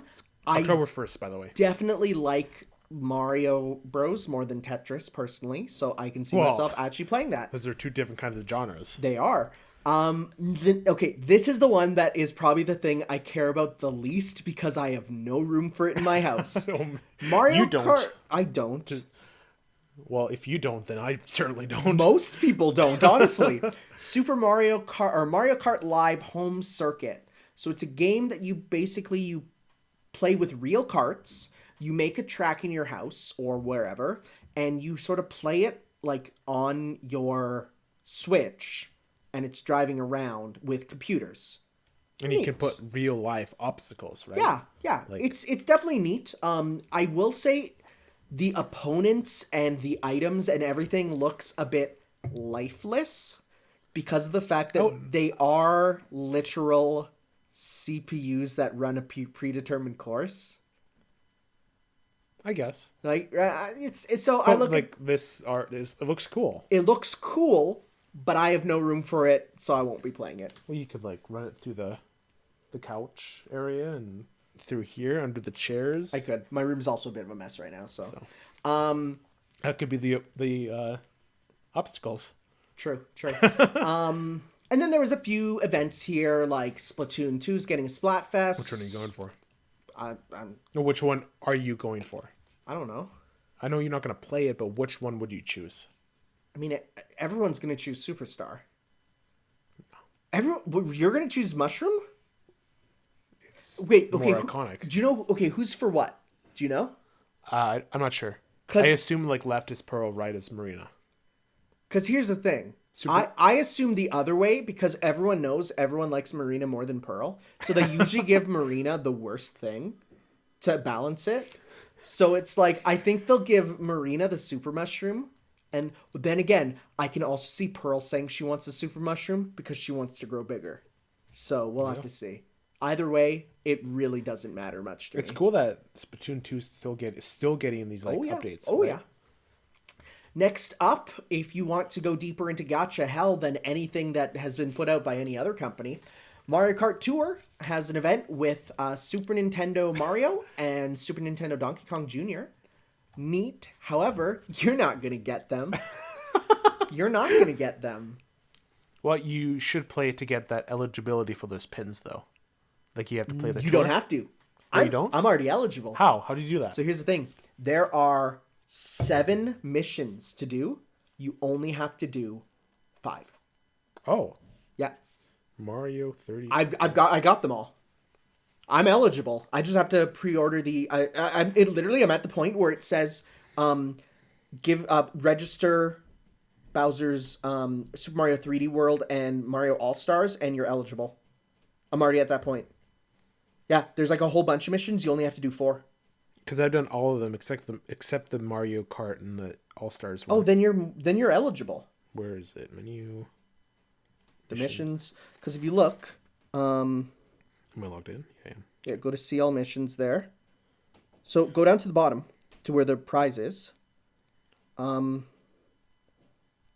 you don't have to do them all because I did them and I'm eligible already. Yeah, 4 of 6. You only have to do 4. Wait, let me check here. Because... Oh, wave 1 rewards, sir? Yeah, because if you want to do this one, I think you only need 1 more, actually. Let me check. Because you got... Probably just have to redeem the game. Yeah, because I didn't do that one. Yeah, you just have to redeem the game then. And then that's it. Yeah, because I did the quiz, which I beat the hard mode first time. Oh, so did I, yeah. Visit the website. Yeah. Download the This Is My Mario image. Yep. Try the music player. Yeah, I didn't do that, and I got it. So, okay. Yeah. Cool. That pin set looks cool because it like uses the style of the original one. Yeah, for sure. Then there's going to be a Smash Bros tournament. So what do you think about this? Nothing. Like, I know we shouldn't look into it, but like, I'm not. There was a Mario one before, right? No. Yeah, there was. There was a Mario tournament. Yeah, but they'll probably just pick the 3D games then. Okay. I'm not looking into this. The tournaments have never led to anything. Never. Honestly, it feels like Smash is dead at this point. Don't be like that. Papa Genos is ruining you. The moment you unsubscribe from Smash Tubers is the moment your life gets better. And Mario Furniture is coming to New Horizons, Animal Crossing. That's been in since the original Animal Crossing, so it was weird that it was... In March, though. That's a ways away. I don't know why they're waiting so long. It is. Okay, and then the last thing. Super Mario 3D All-Stars. I mean... It's dope. Is it? It is. Okay. It is. Because especially... But Tanner... Here's the thing. Tanner, the menu looks like garbage. I love the menu. But here's the thing. That menu has space for more. It does. It does. And I've seen a couple insiders. It's Super Mario 64, Super Mario Sunshine, and Super Mario Galaxy. Yes. Right now. And the main menu uses Mario Galaxy 2 music. I feel that's just a reference to be like, hey, we know this game exists. So I've actually seen a couple people saying Nintendo will be... And they didn't say whether it's going to be a free update or a DLC plus, full retail release. But I've seen people saying that what they can do is update it with Galaxy 2 and extras, whatever that will be, once it is done. So what I'm thinking... Why are they releasing it early then? Because they need a game now. There's nothing else right now. Right? And so... Other than what? I don't know. What are you looking at the me next for? game we're talking about? Oh, no. I mean, now. Pikmin 3 Deluxe coming out next month. I mean, now. Mario All-Stars is out in, 4 days. No. It's out Friday. 5 days. Yeah, 5 days. There you go. So it's like they need it now is what I think it is. And so, in my eyes... The fact that there's space on the menu, the fact that they're saying that it can only be bought for a limited time, I think what it's going to be, because if you remember, the original... They're not going to release two versions of it. Oh, just wait. Do you remember the original Mario All-Stars? It got 2 versions. We didn't put that in here either, but whatever. Oh yeah, that got brought there. But it got 2 versions. When it first released, it was Mario 1, 2, and 3, with both versions of Mario 2. Afterwards, they released Super Mario All-Stars plus Super Mario World, which was a new version featuring the same games plus an updated version of Super Mario World, one where Luigi gets a unique sprite and unique physics. So that's a unique version of the game, right? So that was handled in a similar way where the original All-Stars was a shorter run, and then when they made that updated version, the plus Mario World became the one that was widely available. So what I could see them doing is, if you get in on Mario 3D All-Stars, you'll get a DLC to say, like, get the plus, for $10, get the plus, which adds in Mario Galaxy 2. It's going to be $40. Whatever. Or, if you go to retail, now the widely circulated version will be the one with Galaxy 2 also. Because Galaxy 2 might be having too many issues right now, and so they need to fix it, right? That's what I believe. I'm not betting myself on that. It's a possibility, but right now I'm just going to restrict it to the 3 games. Fair enough. Because I feel those 3 games are like the perfect ones. They're great. Yeah. Especially Sunshine. Especially Galaxy. Okay, I'm so excited because I keep seeing people saying, like, man, I love 64 and Galaxy. I never played Sunshine. I'm really they're excited. Gonna hate themselves. Oh, it's so... I love it because it's so weird and kind of jank. I can't wait for... I haven't played Galaxy in so long. So some interesting things about it, though. Every version of the game... So, like, when you have it, you can actually play every version of the game. So, not only do you... Like, for example, with Mario 64, you can play the English, the Japanese Shindo version, and then 2 other language versions. It includes all the ROMs of it. Cool. So that's for all the games. So you not only can you play English Mario Sunshine, you can play Japanese Mario Sunshine. You can play Mario Galaxy has 9 languages to choose from. Wow. Which is that's a lot to really be in there. The new controls are looking to be so you can press the Y button to spin in Galaxy. We only got one screenshot of Sunshine, but it looks like it's going to be ZR is going to be full press and R is going to be half press. So that way you get around the the adaptive controllers there. What do you think of the cropping in Sunshine? How do you feel about that? Cropping? Because if you see for it to fit on the Switch screen, they have to like crop a lot of it. So in like the intro cutscene when it's like in the camera. Okay, so that's only for the cutscenes. For the gameplay, it's not cropped. Oh, okay. Yeah, for the game. So the reason that the cutscenes are cropped is literally the cutscenes were made in 4:3. Mm-hmm. They cannot make that's them. What I'm saying. They had to change it to fit the Switch. That's screen. fine. There's only widescreen. There's only like 4 cutscenes in the game. I guess. There's only 4. There's intro. There's intro, second intro, Peach kidnapped, ending. It just bugs me when they're doing like the how do you piñatas? Piñatas. They're like dancing in front of the statue. Yeah. And like the overlay for the TV, like the little bit of the top half of the logo is cut off. There's literally nothing they can do about that because really bugs me. The original, because it's a pre-rendered video. Yeah. Like that's not running in engine. That's pre-rendered. Yeah. So like for instance, in one scene in the opening, there's a glitch where Peach's earrings accidentally get her eye textures, and that's pre-rendered. They can't fix that because it's pre-rendered. It's a video file that's being played. So because of that, it's whatever. It's a concession they had to make it widescreen. Do you feel this is lazy, like this collection? Because there's no widescreen support for 64. There's the people. Okay, I'm gonna say this.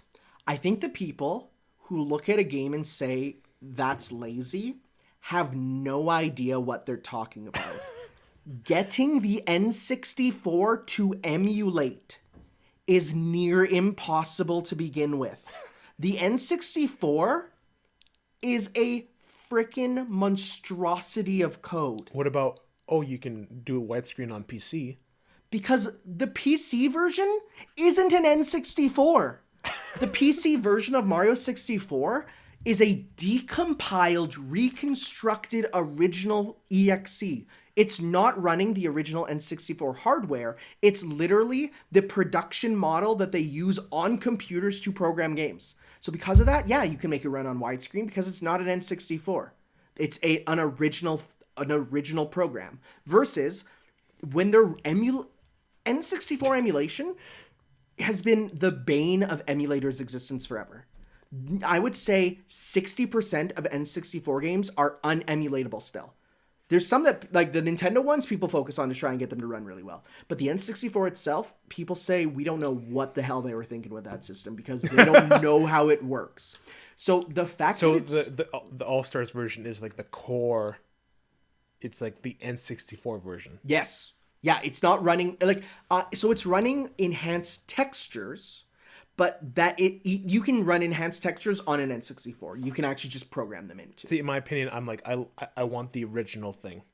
I don't want widescreen. If you give me the original core, actual port of the game, that's what it is. Well, then I'm fine. So with that. it's a little bit of both because widescreen is harder to do than people think.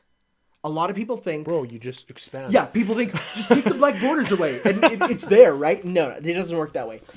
Games of that era were not meant to run in widescreen because to save on resources, literally as soon as that black bar, as it goes past the screen, it's gone.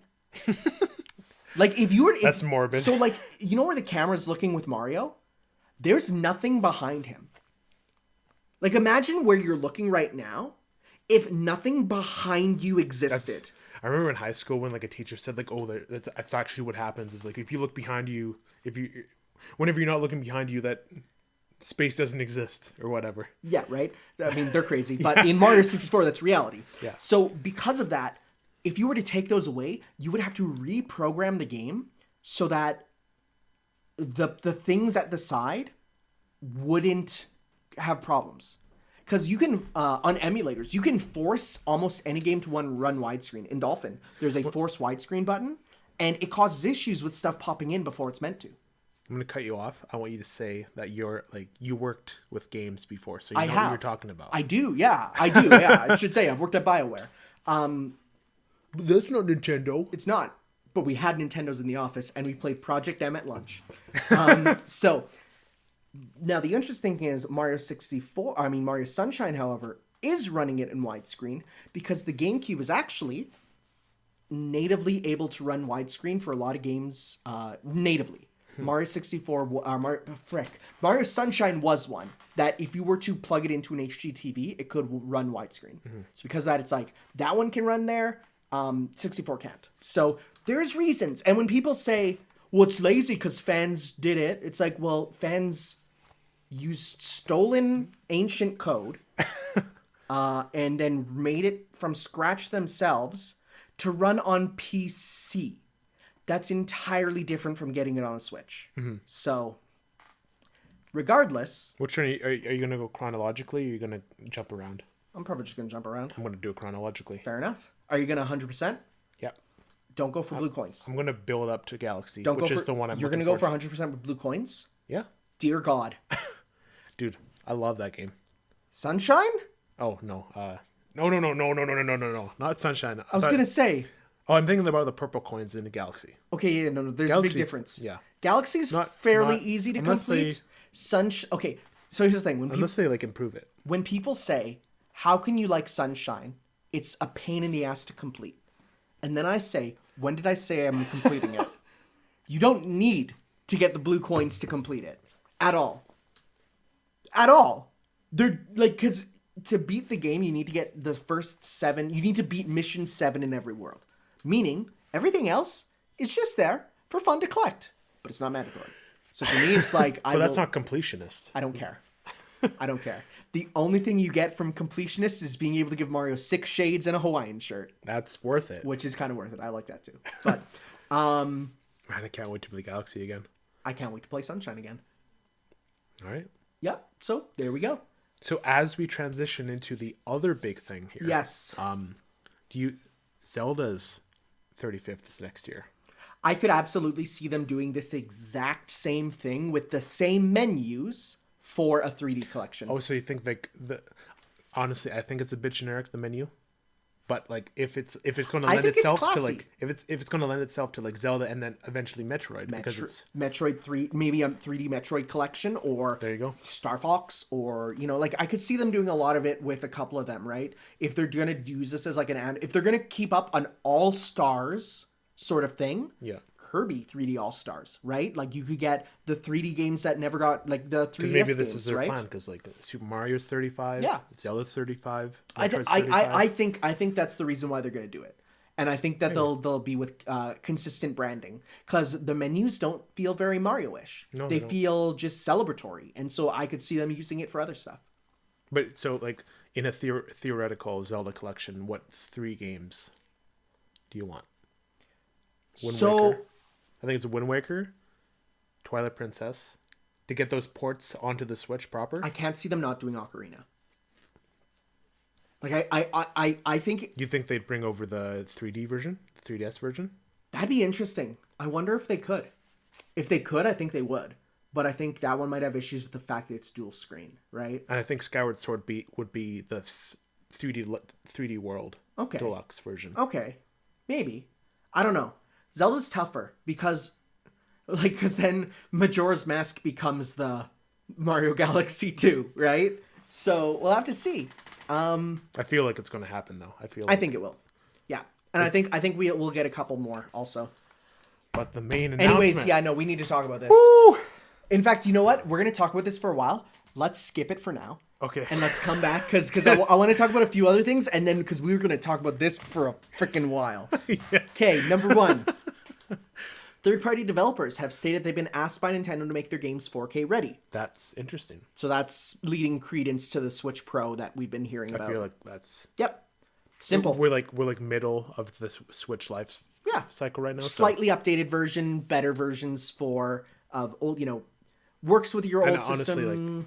I'd get this because like Oh yeah, for sure. 4K gaming is actually like a big difference when you actually like see it like natively on the TV. It's also just like honestly, just to have that second switch And for stuff. if they launch this with Breath of the Wild 2, That'd be big. It's over. That'd be huge. Yeah. Right.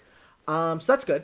Next up, a Ninja Gaiden trilogy has been listed by retailers for Switch and PS4. So that'd be Ninja Gaiden 1, Ninja Gaiden 2, and Ninja Gaiden Razor's Edge. So that's like the third one there.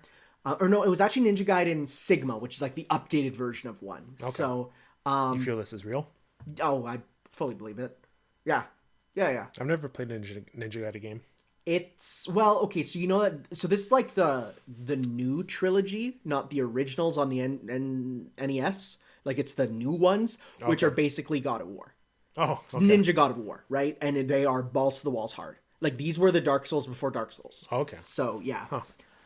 What's this? HoloLive English VTubers. So HoloLive is the company for VTubers. Like it is the agency for them. They announced the first English VTubers, meaning the ones that actually stream in English. They're coming over here. Oh, well, no, they're still in You got a Japan. notification. I know. They're still in Japan, but they are totally English speaking. I'll bring up pictures of them to show you.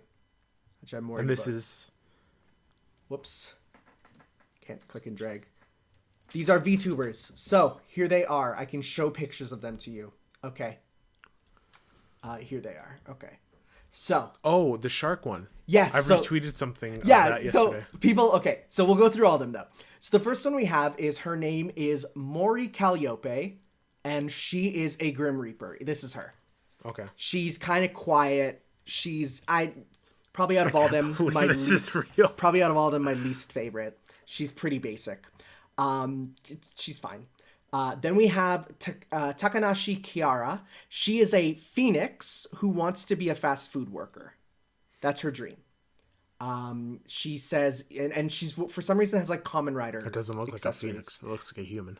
Well, no, but it's kind of like saying like she's a shark, So it's like she's like a phoenix. For some reason, I can't wrap my head around this is like becoming like a thing. For some reason, they all like are based off like myths. I don't know why. They go by Hollow Myth together. I don't know why. So is the one on the left Cthulhu?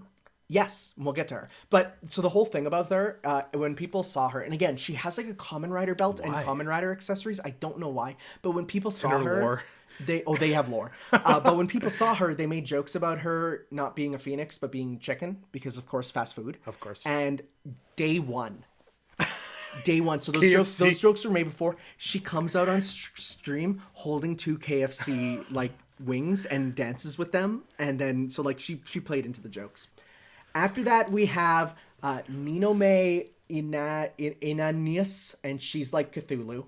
So she has tentacles that will literally like wrap around and bring up books and stuff as she's streaming. So, then we have the one that a lot of people's favorite, Guargura. Did you see the clip I retweeted though? Which one is it? She's like being accused of something, and she's like, Yeah. She's great. with legs or without? Yes. Oh yeah, it's just like, have you ever killed anyone? with or without legs. She's great. She actually went on stream and actually sang, and she actually sang really, really well. And everyone's like, "Wow, you're the best." She's a lot of people's favorites. But then we have the one who was doing the accusing. Yeah. In the lineup, we have Watson Amelia. Oh, so okay. She is a detective, but also a nurse. And on stream, at one point, she brought out a needle and was doing a thing of like, just come here, take a deep breath. I'm going to give you a shot, okay? And then like she was using all these filters to make it look like the viewer was drugged. It was kind of funny. She's actually pretty snarky, which I kind of like about her. But yeah, definitely my favorite two are Watson Amelia and Guar, because she's like... So is this like a push for VTubers in the West? I mean, they're already just as big in the West, honestly. That's crazy. Well, because two of the biggest ones already speak half English because they're English speakers in Japan. Yeah. Coco Kiryu, who is just the big shitlord meme, who literally went on Japanese television and said her catchphrase "Sup mother effers" on Japanese TV. And then Pikami, who is bilingual and also has shark teeth, so there's a bit of a rivalry going on, right? Yeah, they're big and they just play video games. So that's crazy. It's fun. I may or may not have been looking into, because I have the program to do this. I have it. I bought it. I have. And I'm looking into maybe commissioning my own. No. Yeah, not as a girl, okay. Maybe. Oh, no. We'll see. There's actually a lot of them that are dudes using voice changers. I mean, that's maybe their thing. It works better in Japan, though, because, the voices match a bit more, but it's true. It's fun, like, because did you see the video I did of it? I did. I have the program. It's a lot of fun, because then when you get to play, you get to move around. And It's also, like, I saw someone say, like, people use it because they don't have that pressure of their appearance. Oh, yeah. That kind of thing. Oh, no. Because a lot of female streamers in absolutely the West have a lot of that shit, right? Well, it's really funny, because there was one that I was watching where two of them were kind of hanging out, and one of them made a joke about, oh, I can do this because I'm so young, haha. And the other one went, really? Are you so young? I've been over to your house. Are you sure about that? And then she like broke character for a second and her voice went deeper and she says, you shut up right now, I swear to God. Because it came out later that, yeah, she's like 35 years old. Really? Acting like a teenager. But like you wouldn't know, right? Yeah. So I love VTubers. Oh, just good content nowadays. Real good content. And finally, the last thing before we get into the big news, they announced a Shenmue anime. Out of nowhere. Sure. Huh. You gonna watch Why it? not? Probably. It's not gonna. It's being done by Adult Swim, so hopefully they air it online. Because whenever something like this is announced and it's announced to be on Adult Swim, people are like, "Oh, cool, we can all watch that." And it's like, no, we don't have that. Canada doesn't have that. It's like, you remember, Americans, you're not the entire world. Your experience does not extend out to all of us. We have a different way of life. So, okay. So, let me set the stage. I wake up earlier than Adrian. As soon as I wake up, and I mean, like, I woke up at 9, and I have Nintendo set up for alerts whenever they tweet on my phone. So I get the tweet, and I check it, because you never know. And all I see is the words, Hyrule Warriors Age of Calamity. And I go, hold up. So I go and I watch the whole, I don't want to say mini direct, but like the introduction. The showcase for it, right? And then what I do is I go to No Spoiler, the website. I make a no spoiler link and I send it to Adrian. And all I say is, before you browse the internet, You have to watch this. Do not go on social media. Because I knew. So then I woke up, right? I looked at my phone, about to go on Twitter. Then I see the notifications from Nino, who he doesn't send all caps messages very often. Almost ever. He's very calm. He's not like me. He sent me "wake up" in all caps. Yeah. And then I saw someone else send me a link with a bunch of explanation points. I'm like, okay, this is either Smash related. I was thinking Dante because Nino messaged me because he's a huge Dante fan, right? And then you sent me like, don't look, just go watch this video. So I open it. I see Breath of the Wild stuff. I'm like, oh, Breath of the Wild 2 stuff. Cool. And then I look at the top left, Hyrule Warriors, and then it's over. Marked out. So. I was like laying in bed, and then I like sat up. Yeah. I need to take off my shirt. I'm getting sweaty. Just thinking about it. Getting the Muso sweats. So. This game looks so good. November 20th. So soon. Real soon. I want to talk about that later too. Prequel story to Breath of the Wild. 100 years. So it is the 100 years ago, meaning that what you saw in flashbacks will be playable. We have confirmation of multiple playable characters. Specifically, so far, Link with the sword, as well as a few other... he uses a bow, and he also uses bombs at a point. Probably his arsenal. Probably his full arsenal. Zelda using the Sheikah Slate. Yep. So she spins metal boxes. She can use Cryonis. She can use Stasis. Looks fun. She also throws a crap ton of bombs for a super. Like, she just... Hundreds of bombs, right? Well, that's what it was in the original one. Yep. Yeah. Then we have the champions. So we have... oh, God, I freaking... Rivali with the bow. Yep. We have Daruk with his hammer sword, I like to call it, because it's not a sword, it's like a hammer that he swings like a sword. Mipha with her trident, and Urbosa with her rock solid abs that will grind me into cheese, and her Gerudo swords, and her scimitars. Yeah. So there's also one more character, Impa. And you can tell it's Impa because there's people saying, well, it could be Impa's sister, the one who looks like you'd go to jail for looking her up on Google. Paya? No. That's her daughter. No. Her the one that's a problem. Looks and acts like a 6-year-old. Does the poses. Oh, her. You know her. Yeah. Yeah. She's the researcher. Yeah. So she's Impa's older sister. Okay. I totally never got that. Me neither. I googled it, and that is true.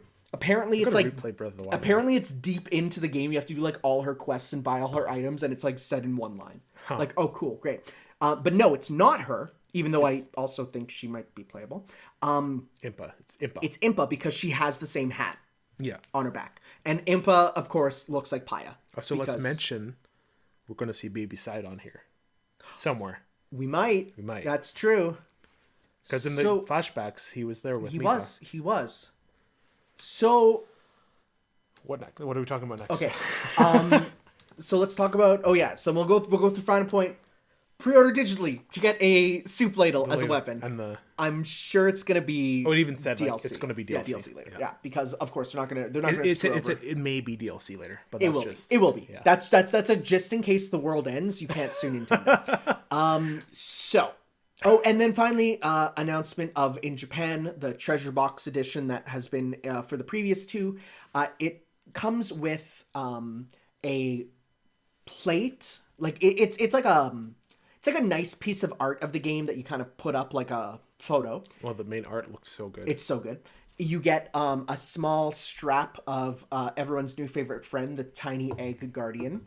And a blanket that is the glider. Oh, it's a blanket. It's a blanket. Huh. Yeah, it's a blanket. So what do you think is the deal with that little guardian? He's going to obviously die. I think he's going to be how the little girl character attacks. The little girl character? The freaking... I don't know her name. Impa's older sister.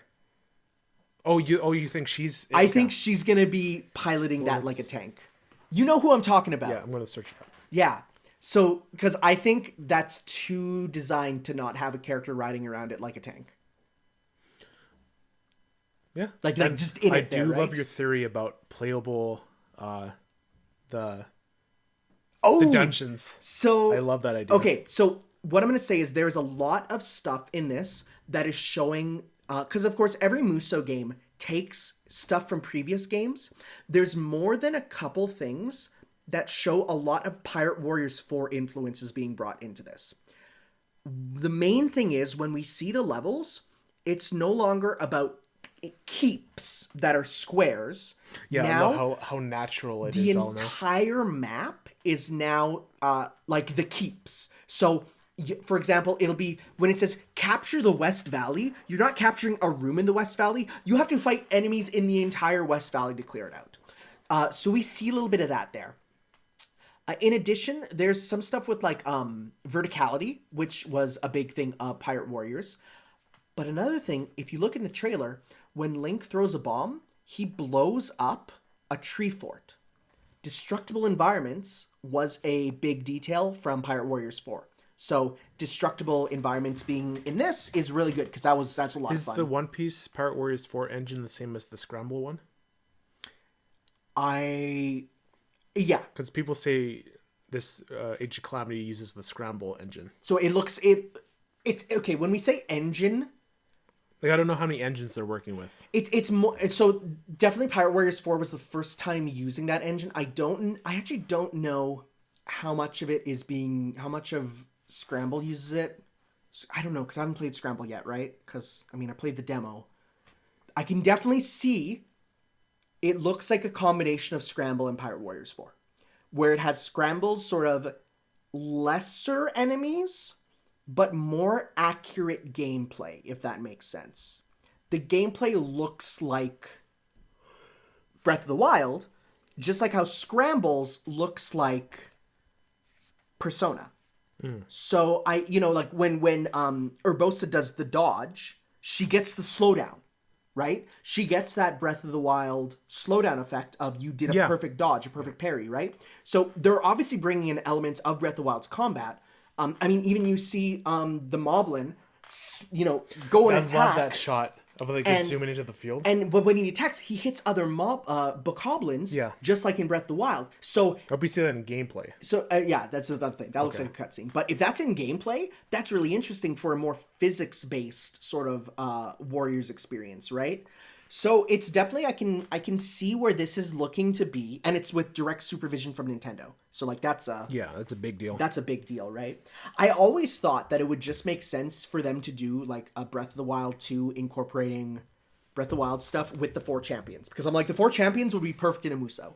So the fact that we're getting it here is like, well, there we go. Yeah. Pura is her name. Pura, yes. I think we'll get her playing.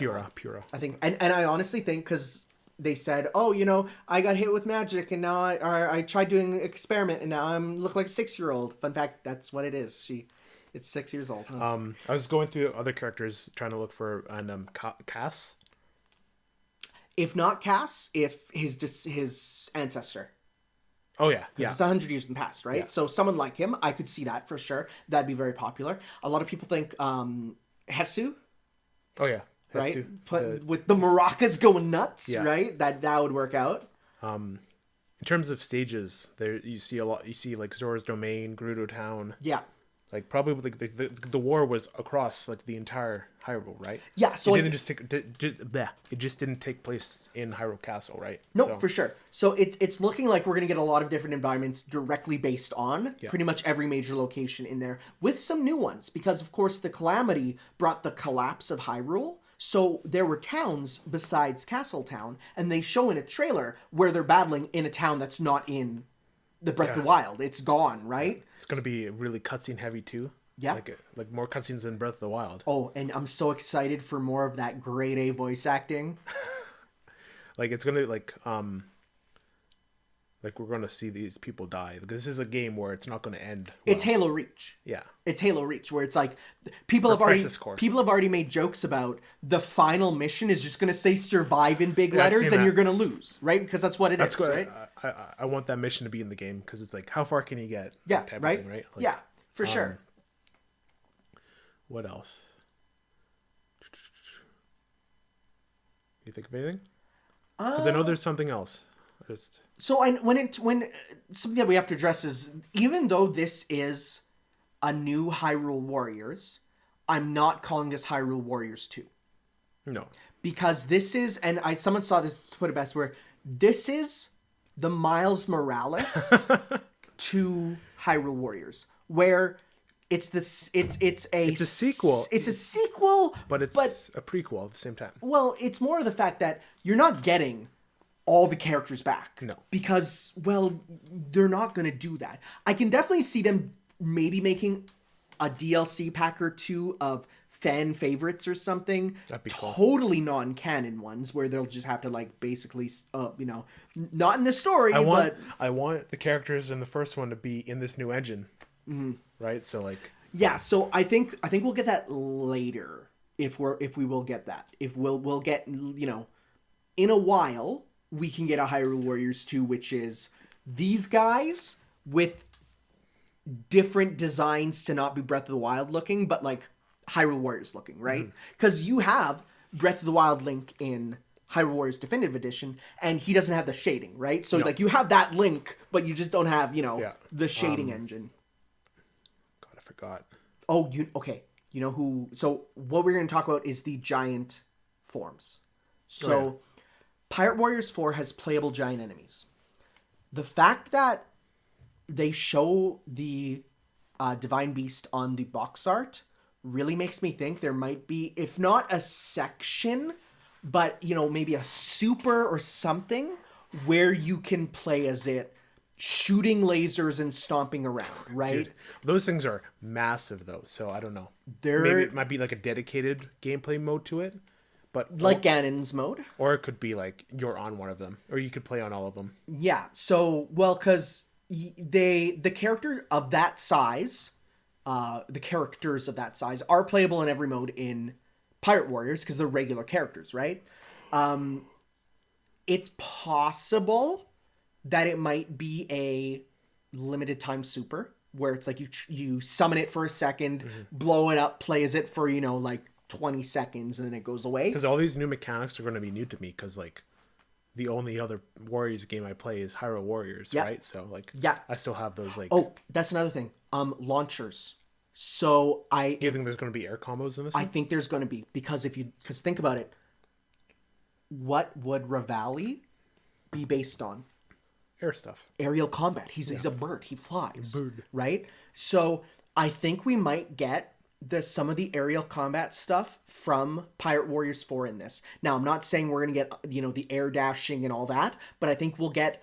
Because there is a launcher in Hyrule Warriors where if you do the light-heavy combo for pretty much any character... And Medley has the air combos, so... Yeah, right? Well, even just if you press light-heavy with anybody, they do a launcher attack, jump up and do an attack, right? But I think we'll get probably that dedicated launcher button with some basic sort of aerial combat, because Revali needs that. He needs that. He's bird. He's a bird. Birds fly. So you know how the original one got a lot of DLC packs, right? Do you think this one's going to have the... I don't think... So that's why I say, I think I might get one or two featuring, something. Like, for example, if there's no playable, the Fat Yiga clan guy, if Koga. If Koga's not playable in the base game as, a fit sort of ninja guy, then maybe he'll be brought in as DLC.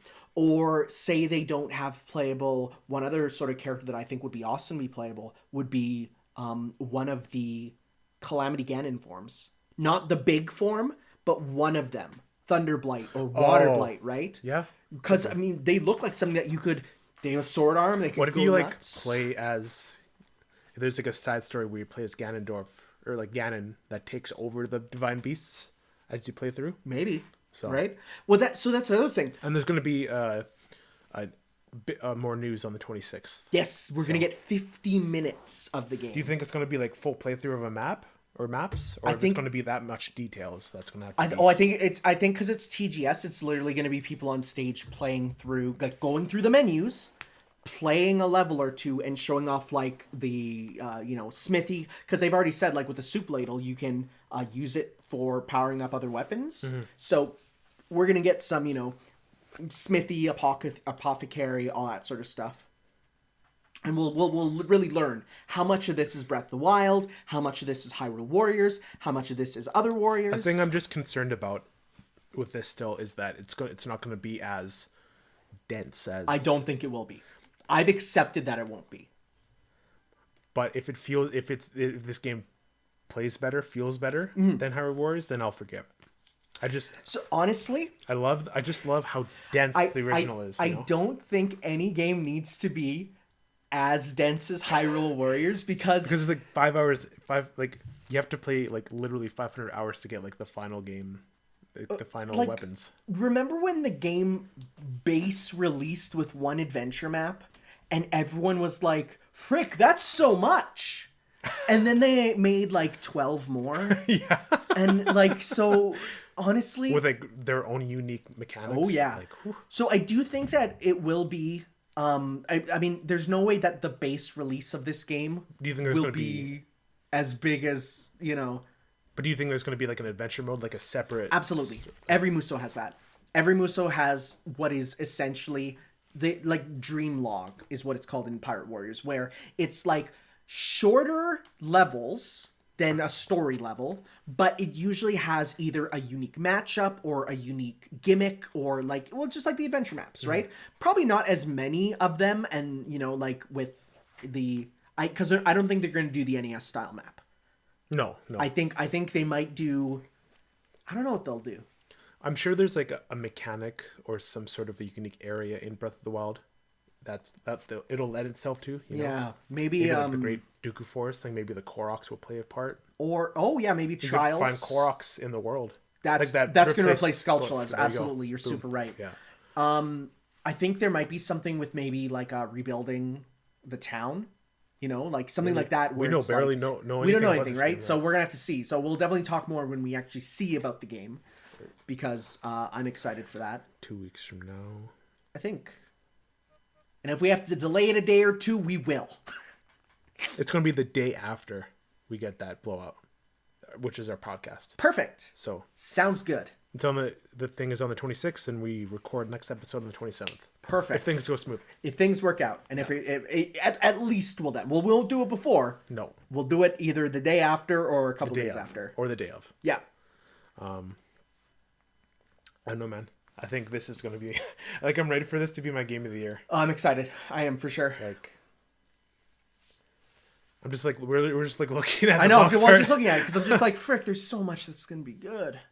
Yeah. The fact that Nintendo's helping with it is really cool because it really makes me think of like Atlas helping with Persona, right? Where it's going to be. This is coming out before Scramble, though. Oh yeah. Oh well, because there's so much text in Scramble, though. Maybe that's why it's taking so long. Oh, absolutely, because there's like, it's a full story mode with text, like NPCs and voice acting for all the scenes. Like it's long, I've heard. So versus this, yeah, there's going to be the cutscenes, but I'm sure in game. Well, wait, actually, there's a lot of talking in the king is going to be talking a lot because you see him a lot. I also wonder if, because these are characters who have voices, if they're going to do the full speaking when the text pops up in battle. I could see it, yeah. Because in most Warriors games that happens. Whenever a story event happens, like whenever stuff's happening and characters pop up with the dialogue, that's usually voiced in a Warriors game. When those voice actors of like a different language said they wrapped up, you think it was for this? Maybe. Yeah. Maybe, because I can't see them being for Breath of the Wild. They probably weren't told that this was a sequel. Oh no, they're never told what they're working on. Yeah. So they'll just if the guy just like pieced it together, like if the guy who voices Rivali says a bunch of stuff, say, hey Link, come over here, bada bing bada boom, he's probably like, well, that was Breath of the Wild too, probably, but they're not told. So yeah, it's probably for this. Interesting. Yeah. So can't wait for that. All right. And it's like in 2 months. Yep. So what do you think? That's what I was going to talk about. What do you think of Nintendo's like vibe this year, I guess, of them announcing a game and it being shortly released thereafter? I like it. I like it. I like it a lot. As someone who isn't able to do the same hype train sort of stuff when I was a kid of, well, this game's gonna come out in a year and a half. I'm gonna think about it every day until then. It's like, no, No, you I can't do can't that. do that anymore. I'm an adult. I pay taxes and stuff. Yeah. Come on, man. But whereas now it's like you forget about it and then oh shit, it's out, right? Yeah. Like But now it's like it's in my memory for just the right amount of time for it to like not go away, and I'm like, yeah, I want to play it. Yeah. Like, yeah, that's awesome. I'm really liking that. I mean, I was even today when I read something and it's like 4 days till, or 5 days till Mario Collection. I'm like, what? yeah. Wow. Sure.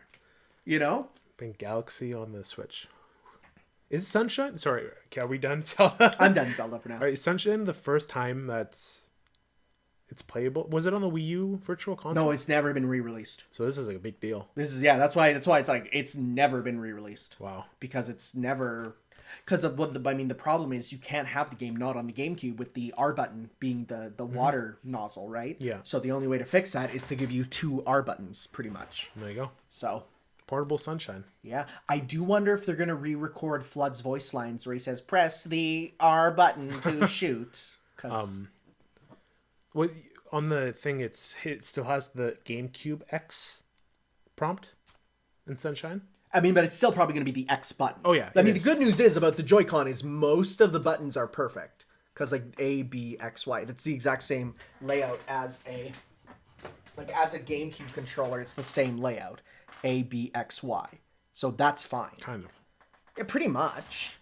Yeah, X, the X and the Y are, Yeah, the X and the Y mixed. are But other than that, like, it's that's fine. But yeah, so instead of it being the R to, hold it lightly to do a small pump it all the way to do your big pumping, they've already shown R, like the back R is going to be your full pump, and then the ZR is going to be your half pump. So it's like It's not going to feel as natural, but But here's the thing. The GameCube doesn't have 2 buttons here. Because this is a Z button instead. And the Z button in Sunshine literally just opens up your totals menu for how many things are missing. So just move that over to this and you're done. You got it, right? So, yeah. So yeah, that's Okay. All right. yeah. Yeah, I'm excited. Lots coming up. Yep. Remember when we thought Nintendo was Yeah, well, these just Ballsing it up? They really came out of nowhere. And this is even with the 5-month delay we're looking at. We with didn't stuff. mention that like the thing on one of the Mario things said like it was the Mario Maker 2 thing. It said it was Yeah. going to go live in like April, Yeah. right? So like they probably had this like planned out They for the so majority of the we're year. we're looking like they had lots of plans and they got pushed back by 5 months is Yeah. what we're looking at. So let's even with that, I'm sure this and Mario 3D were gonna be their big E3 things. Yeah. Like this was gonna be their big E3. And I still like, think we're getting a Smash character this year before. oh, absolutely, yeah. Because Sakurai literally said like, the work is going fine. I think it's just that we're in the middle of a hype thing with 3D All Stars. Yeah. So I feel like Smash could happen like tomorrow. You know? yeah. Oh yeah. No, it'll come out of nowhere again. We'll just get it and it'll just be like surprise. Here's Dante. Like what? So I don't think it'll be you wake up in the morning and you get an announcement and it's there. I think it's gonna be you wake up in the morning and they'll say tune in tomorrow at this time. Yeah, I could see that. I think it's what it's gonna be. All right. Okay. Well, we're gonna take our break because I need a drink. You had one, lucky you. And when we come back, we're gonna look at our foreign exchange. We're gonna talk about our next one. And we'll answer our questions, and that will be that. So we will see you guys in a bit. Enjoy whatever song I pick in the meantime.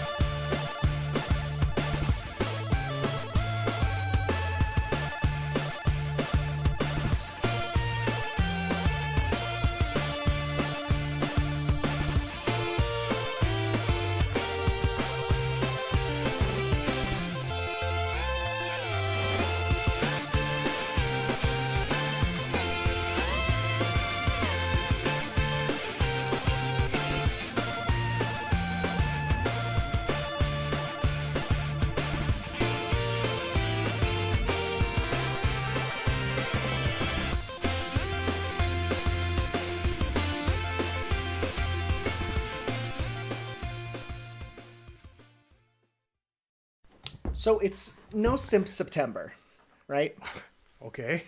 Does giving money to VTubers count as simping? Yes. But they're not real, dude. But the real behind that veil. But that's not who I'm giving the money to. Think about it. But you're still simping for something. Is right? it simping if it's because I appreciate the personalities? No. No? I don't think it is. Okay. Yeah. But if you're like blindly giving them money because like there's something within you that needs to be satisfied, then yes, that's simping. Okay, well. This requires further research. Anyways, welcome back. Welcome back. Hope you enjoyed that song from Scott Pilgrim. Yes. If you like that, get that dang game when the complete version comes out. Just For ignore $60. ignore the fact. Is it gonna? No. I think they've already confirmed it's cheaper than that. Yeah. I'm just saying, like, Just ignore the Ubisoft logo when it starts up. Cover your eyes. Yeah. There's the pixely Universal logo too. That's fun. I like that. is. What a good game. Anyways. you know, it's the second half of the podcast when I go blanky mode. Oh, he always go blanky mode. Anyways, it's foreign exchange time. We're here to talk about what was given to each other last time, and is the title of this episode. We're looking at A Short Hike and Katawa Shoujo. So, I took a look at A Short Hike first.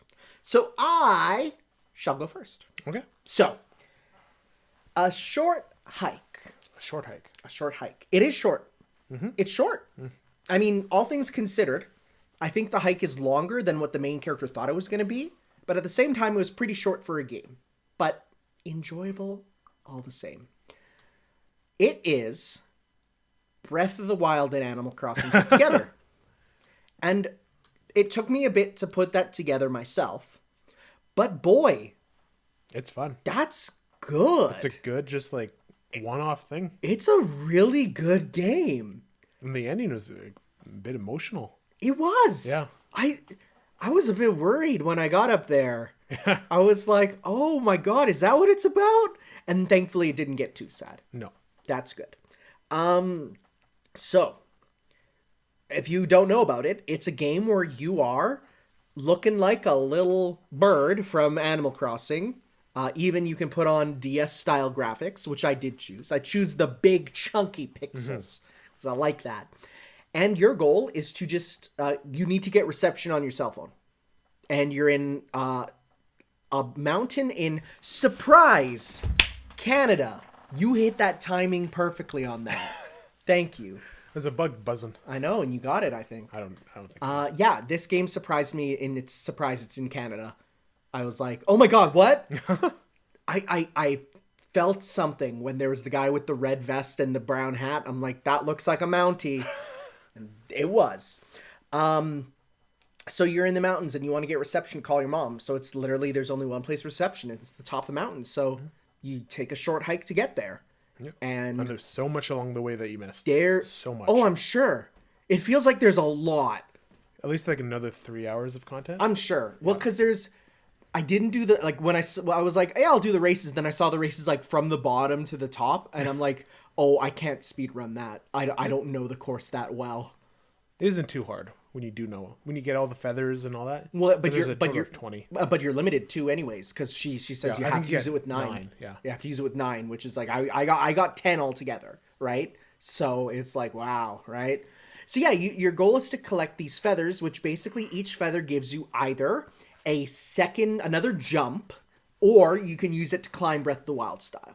Which is, yeah, like that. You feel that with the Breath of the Wild when you're like climbing and your meter's going down and you find a good foothold and you let it recharge. It's like, that's Breath of the Wild. And right? then there's silver feathers you can get that I think make you, when you press the jump, you go higher. I never even found one. Yeah, so it amplifies your pre-existing abilities. Wow, I didn't even know about that. They're really hidden away, so. Wow, yeah, I never even found one of There's those. the boating section too, where you That do like a that side was quest. that was added onto the Switch version. Switch version, and then it got added to the PC backwards there. Yeah, I saw that. Then there's fishing, which is its whole thing with just like Animal Crossing. Animal Crossing, yeah, getting fish. And the Money Rock. I found the Money Rock. I was so happy. What do you think of the music? Oh, it's so nice. I love it. It's There's the soundtrack on Spotify that's like there's a short version for like short walks and a long one for long walks. Oh, that's really nice. Yeah. I was gonna say it's definitely not something where it's like catchy like a video game, but it's so atmospheric. It's like it's so nice. My favorite one's the forest one. That's a good one. Yeah. Yeah. And yeah, it's just a really nice It gets really short experience. It gets really somber when you're near the top. Yes. And you're like it turns into survival a bit. Yeah, I like how they really give you a lot of freedom with the feathers, and then when you get to the top, you learn that your feathers freeze, which means that if they're used while you're up in the icy part, you can't recharge them without warming up, which is like that changes greatly how you get around. Yeah. And your final reward for getting to the top is not only a story moment, but a gameplay one because you have gliding as a mechanic, which is just jump down. Yeah, there's an updraft. There's an updraft, and you just... It pretty much plays the credits music. Yeah. As you flow down. And it's like... And it forces you to like reflect on the entire game. Oh, yeah, because you fly over the whole island that you Yeah. climbed up, and you're just like, wow, right? Like, look at all this stuff. It's like a perfect right? denouement. Yes. Literally, almost. It's wonderful. And then you get back to the cabin, and it's like literally you get one final thing of, you talk to your aunt there, and she's like, how you doing? And she's like, good, I'm a little tired. This is what I did today, Yeah, this one I did. And she actually does, like, they go through Yeah. every, like, event that you did. And that's where you get, like, if you hit the money rock, you hear about, like, there's no money rocks in Ontario. Those are in Western Canada. And I'm like, oh my God, that's hilarious, right? Who are some of your favorite characters you came across? I want to say that the one who teaches you the gliding, the kid. Yeah. If you keep speaking to him, he gets progressively more upset at you because you keep asking like, Oh, tell yeah? me again? Can you tell me again? And he starts screaming at you. That's good. Until he literally refuses to tell you. I like the beach stickball kid. Oh yeah, Beach stickball. It's the game. the frog shovel dude. Yeah, frog shovel dude. That's another If good you one. keep coming back to him, the more you play, like the sand city grows until you get a feather. What? Yeah. So like that, yeah, that's like the little things of like, there's so much in like this little world, right? Yeah. And it's a really big island. It is. Like yeah. you don't think it'd be that big, and then you really start going up it, and you're like, wow, like this And thing. then the graveyard, which gets really like somber again. The fact that if you dig up bones, Yeah. I'm like, wow, okay, sure, right? So like, it's one of those really good just little secret games, and that's why it's very Breath of the Wild, where it's like you see a place and you're like, I can go there right now. Should I go there right now? I'm gonna go there right There's now. an right? entire other island too you can go to. What? It's not as big, obviously, but like it has its own like secrets and all that. Wow. Not characters, but like Wow, there's like a tree for it and all that. that's cool. Like you have it, you should. Yeah, no, check it out I again. definitely want to play around with it a bit more, and you can just even continue and just keep going, right? Yeah. So like that's. It just like it does the thing of like before you go for a nap, it goes to that right. Yeah, before. yeah, right there, yeah. No, that was a really great experience. And even though I played it and I quote beat it, I didn't complete it at all. No. And so, and that's a good thing where it's like, this is one of those games that you could talk to people who've also played it and talk about entirely different experiences, right? Talk about how you went entirely differently. And I think that's really cool. Yeah. All right. That's about it. Cool. Really enjoyed it. That was really nice. Yeah, I really enjoyed it too. The night I played it. All right. Okay. So how are we going about this? So I think, should we address the elephant in the room with you? Well, how do you feel about it? I think I agree with you. Okay. So I had a really busy week. I admit that like I got distracted by a few things. Yep. I wanted to play really badly. I don't think I put enough time into this game yet. No, because you got about 10% through the prologue. The prologue. I feel like I should play this game on my own and not on stream all the time.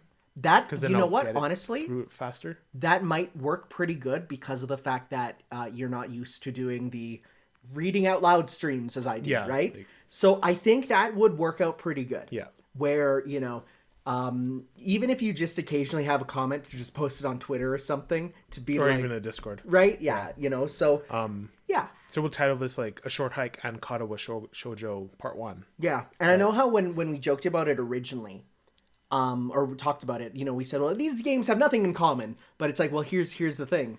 A Short Hike, I literally played and beat, and you have barely, barely touched, because it's a visual novel.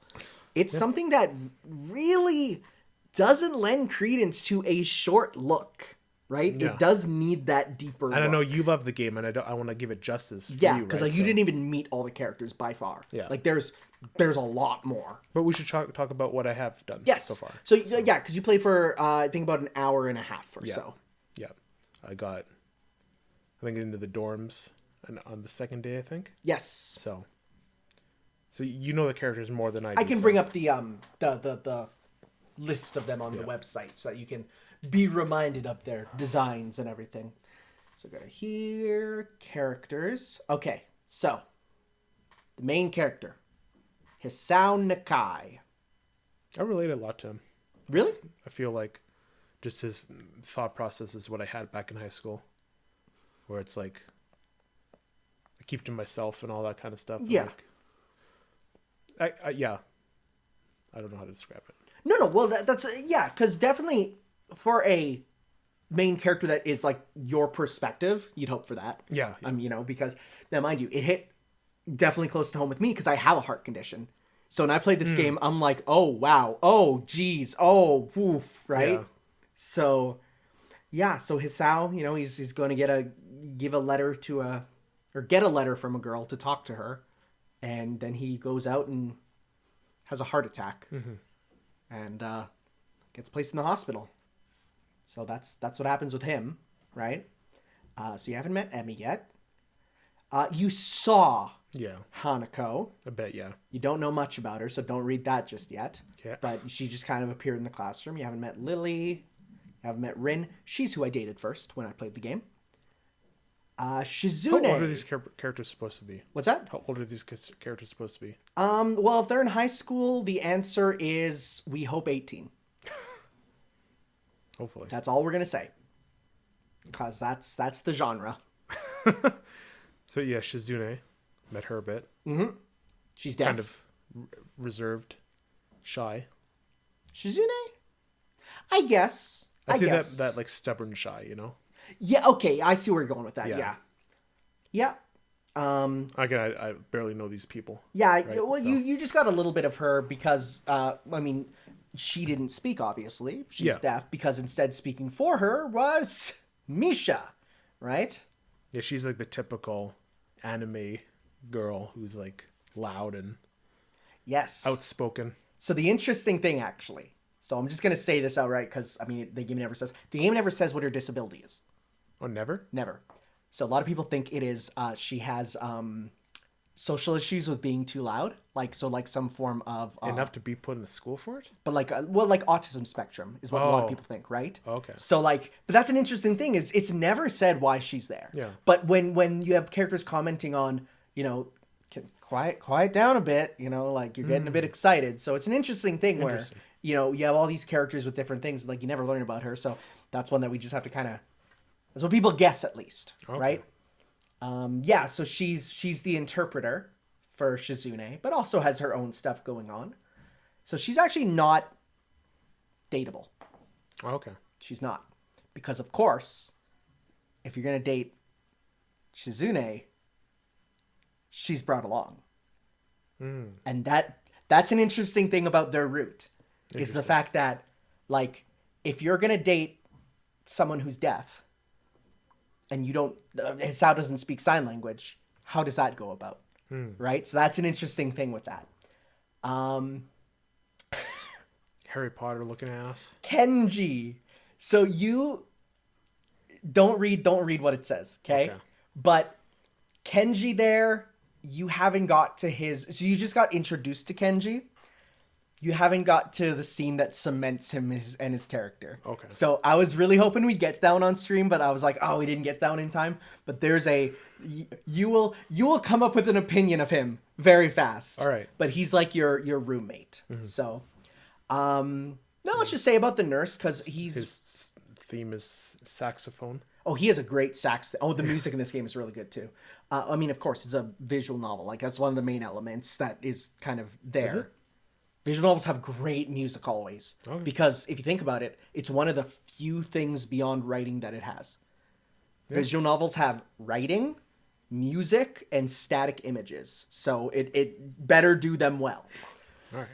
I don't know. I don't got much about the nurse because apparently he only appears much in one of the routes, and it wasn't the one I played. So. Oh, okay. And then the teacher. Muto. Dojima. He's Dojima, right? Yeah. He is just Dojima. He definitely is that sort of frumpy, sort of, kind of hardened teacher, I would say. Mm-hmm. Interesting. Not much to say on him. Not much to say on him, right? Again, like I can't believe that an hour and a half and barely anything. And so that's the thing. Like it doesn't lend itself well to like a really short look. It needs a bit more of a deeper dive. So yeah, I think if you were to do just kind of playing it in your spare time, right, and just playing Like it an hour here and there. Honestly, Don't have to play like 3 hours a day. Right? no, that's the thing. So it does give itself good like stopping points. And that's how I got through Fate Stay Night was I would play like an hour a night and just before I go to bed, a little bit of reading time, as I would say. Okay. Yeah, that's a good way to put it. And honestly, not only did it really like calm me down before going to bed, which was really nice, but it did give me a little bit of rhythm, right? Okay.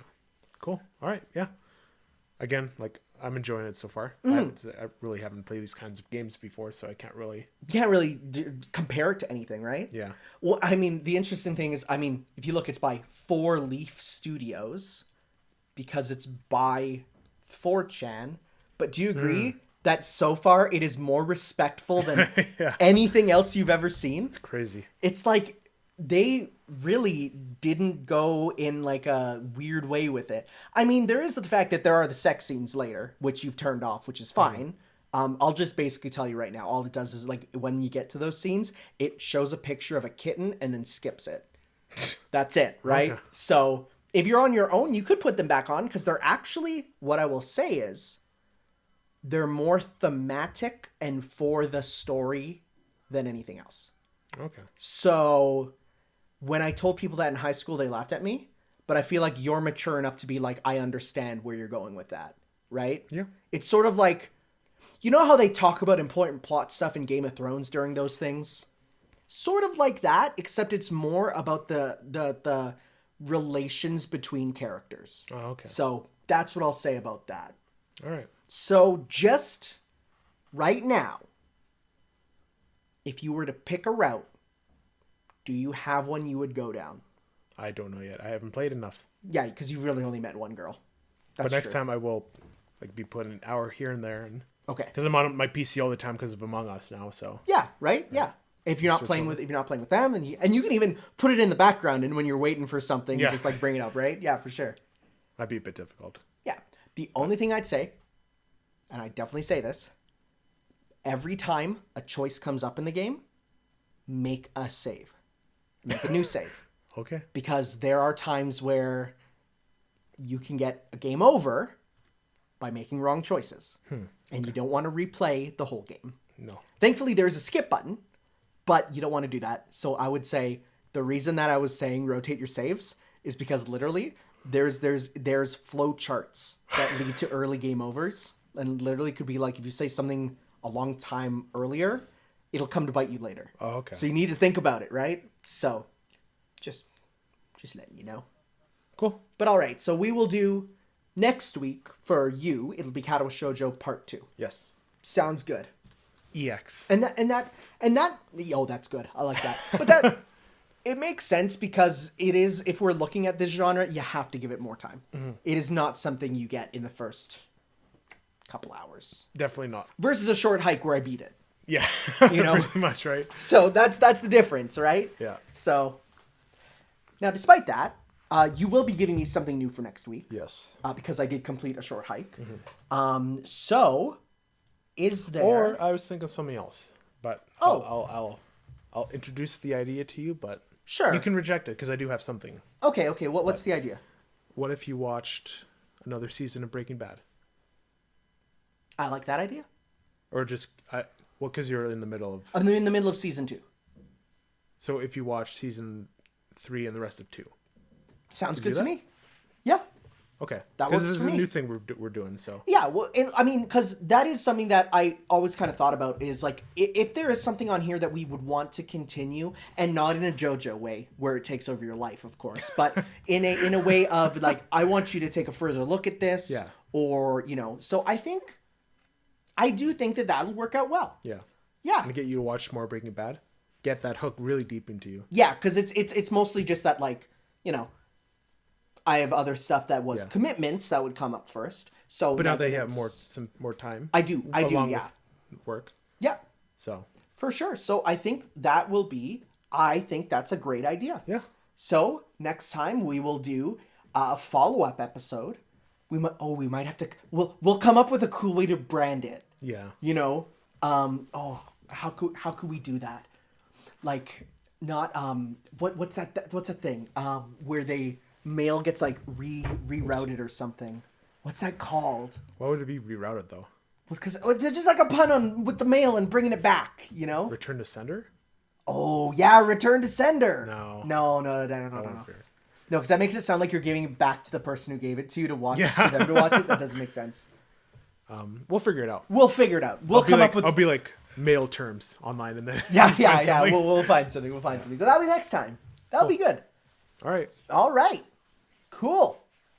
In that case, let's go into the questions.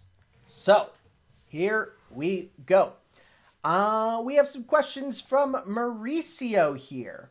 So, Mauricio here has a bit of a story talking about how a homeless guy tried to rob his mom's school's wires that power the building, tried to use a box cutter, parkoured up to the copper that was super high up, and tried to cut out that copper. Yeah, copper thieves are a big thing. Really? Oh, yeah.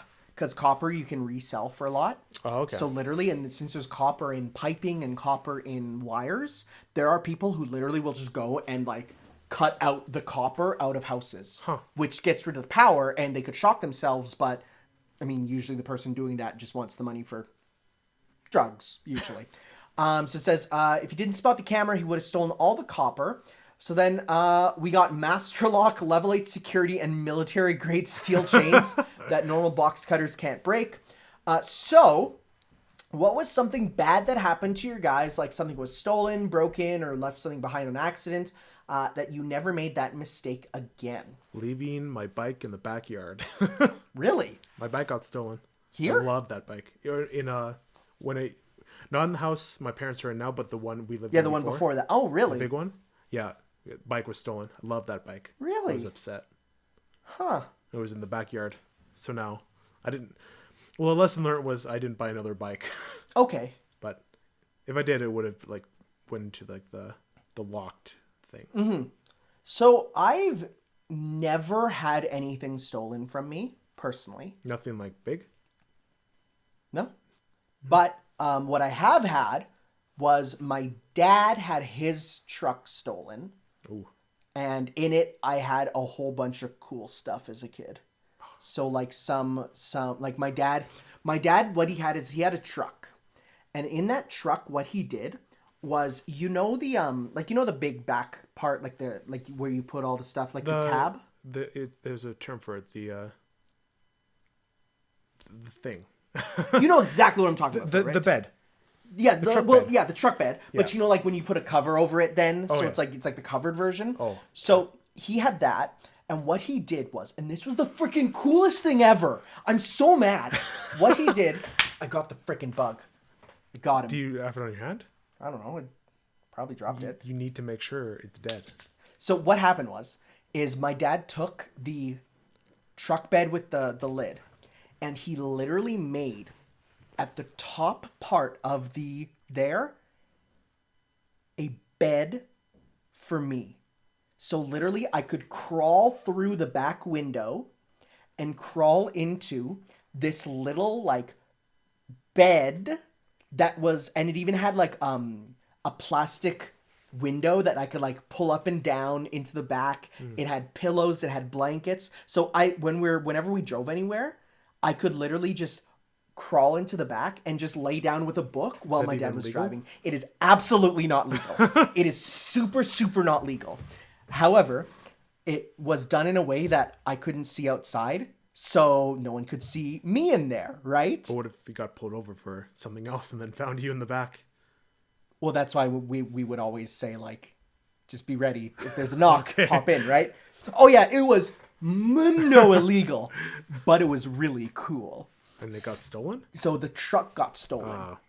And when we found it, it was, like, totaled. It was wrecked. Oh, really? Ah, that Thankfully, my dad got, like, from the insurance and everything, he was able to buy a new one, right? But it was like, man, I had this cool sleeping area. We even hooked up power in there. So we had a little TV that I would watch wow. Star Wars on VHS on while we were driving. It was so hype. And I also had a Digivice in there. And those are, like, freaking expensive now. They're like $500. Is there something you left behind by accident that you realized? The only thing that I had that would be like that, and it's not something monetarily expensive, but it is something personally, is my favorite stuffed animal when I was a kid. Like my number one. I brought it with me to go to Portland to pick up my mom from university. So, because she went to university down in the States, and we flew down there to pick her up from, or no, we drove down there. We road tripped down to Oregon there, and then we actually went down to California from there. So it was like a big road trip. But I brought with me like my favorite stuffed animal, and I thought I packed him, and I didn't, and it was like, this one hurt. Like this was like my number one favorite. Damn. Like I have a bajillion memories with this one. So I was pretty hurt for a while. It was strange because I was past the age when I really should have been caring about stuffed animals, but I still decided to bring it with me for some reason, and I don't know why. But then it got lost there, and I was like, man, like That was the grow up period. it was a bit, yeah, it was. I still think about Jingles. Well, for me, I went to Niagara Falls. Love that trip. We were in like a really luxury hotel and all that. And on the way back, on the flight back, I had like a pencil, coloring pencil, like a bag Yeah. thing. You know, like it zips Yeah, back yeah. up. Full of Game Boy Advance games. Ooh. And I left the entire collection back of that hotel room. Oh no. Yeah. See, I actually have a kind of similar thing, but here's the thing. I kept all of my Game Boy games as a kid in like this blue, like it was a bag originally used for a travel pillow, and it like zipped up and stuff. And for a while, I thought I lost it, and it was gone. And I'm like, it's gone. It's never going to be found again. Literally, my dad was cleaning up a shed, and he found it. And I'm like, I thought I lost it years ago. Yeah, here. Huh. It was just in a box somewhere. And I'm like, oh my God, I got all my Game Boy games. I was really excited for that. And actually I have another similar story where the first Tanner hat The first was one. nearly Tanner Hat Origin. the very first one was nearly left on the plane. Ooh. Coming back, because I got that one in Germany, and I was nearly left on the plane. And one of the students on there left his passport on the plane. So when he ran back to get it, they had a whole thing of like stuff that was left there. And he saw, I was like, oh, that was Tanner's hat. He was the one that was wearing that. So he brought it back for me. And I'm like, you oh go. my God. So that kid was responsible for your Oh yeah, absolutely. fashion I don't even choices. remember who that kid was. Because he wasn't like a friend of mine, but he just saw me wearing it. And he brought it back. And I'm like, oh yeah, wow, thanks. Because Yeah. I left it under my seat. Because, like, I wore it on the plane, then I took it off, put it under my seat, and then when we were coming off, because it's a school field trip, right? So then we kind of rushed out of there because we were going to miss our next flight almost. Mm-hmm. So it was like we had to rush. So I nearly lost that one. And that's a lot of stuff with me. For me, a lot of it is stuff I nearly lose or I do eventually find again. I've never myself had something stolen or broken like that was expensive or left it behind. That was like monetarily expensive at least. One more story. So I had a GameCube Scooby-Doo game. Or not, Game Boy. I keep confusing the two. Game Boy Scooby-Doo game on my GBA. Yeah. And it was a game you needed to write down the password for to get the save back, right? Yeah. So I had it written down on a square piece of paper, right? And then as I was driving home one day, disappeared. I'm like, got to start the game from the beginning. But I don't know how soon it was after. I was like on a walk with my mom. Yeah. And then I found that paper, like in a puddle. What? Yeah, with the code on it. Wow. And I'm like, that is divine intervention. Wow. How like random that just popped out. Yeah, right. I also found a $20 bill in the middle of a soccer field once. Oh, see, okay, we're totally going off of that. One of the best things was I was out waiting for my bus outside. Winter, cold. Like I'm bundled up. Snow, very high. I looked down at the ground and I noticed something green peeking out of the snow. I go and pick it up. An American $100 bill. Wow. This was me in like grade 4. And I'm like, this is it. I'm a millionaire now. Right? Basically you were. And literally I brought it to school and showed my friends like, I found $100. Hiding it from the teacher. How much would that have? It was like 120. To Canadian? To Canadian, That's yeah. a Which lot. is That's a lot for a kid. Oh yeah. Right? And so then I brought it home to my family and they're like, well, that's very good. And of course, here's what they said. That's great. You should put that in the bank. And I'm like, no. like there it goes. There goes my chance to buy whatever. And then I learned like that's not enough to buy whatever I wanted to buy. So I was like, oh man, but it was like it was definitely that was a good time. A $20 bill is like an adult dollar nowadays, you know. You see $20 and be like, yeah, that's a true. dollar. That's nothing. Well, especially for Americans. Right? The American dollar, that's also, by the way, that's so weird for me. Dollar bills. What the hell? Weird. That's weird. You know? But it's like, you know, well, to be fair, I'm going to be honest. I don't carry cash on me very often. I carry 2 5s and that's it. Like, I think just for the occasional thing. I think I have like a 20 and a 5 and a 10 in mine. And like, that's it. Because I'm like, when I'm. Yeah, it's, I have a card. Yeah. And like, I don't get money. Yeah. And if I get like, and here's the thing, if you go and withdraw money, there's service fees. So why would I do that? So if I have money, that's it. I used to only carry money for when I used to work Pizza Hut because people paid cash and they needed that's cash fair, back, right? yeah. So, all right. Okay. All right. Cool. So now on to something positive.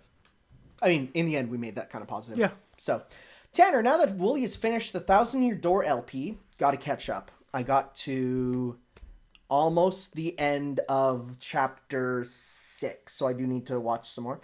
What's a game you hope he will play? Because he stated on stream that he will return to Kingdom Hearts 1 next year. I want to see him see Kingdom Hearts, so that'd be really good. I really want to see him do that.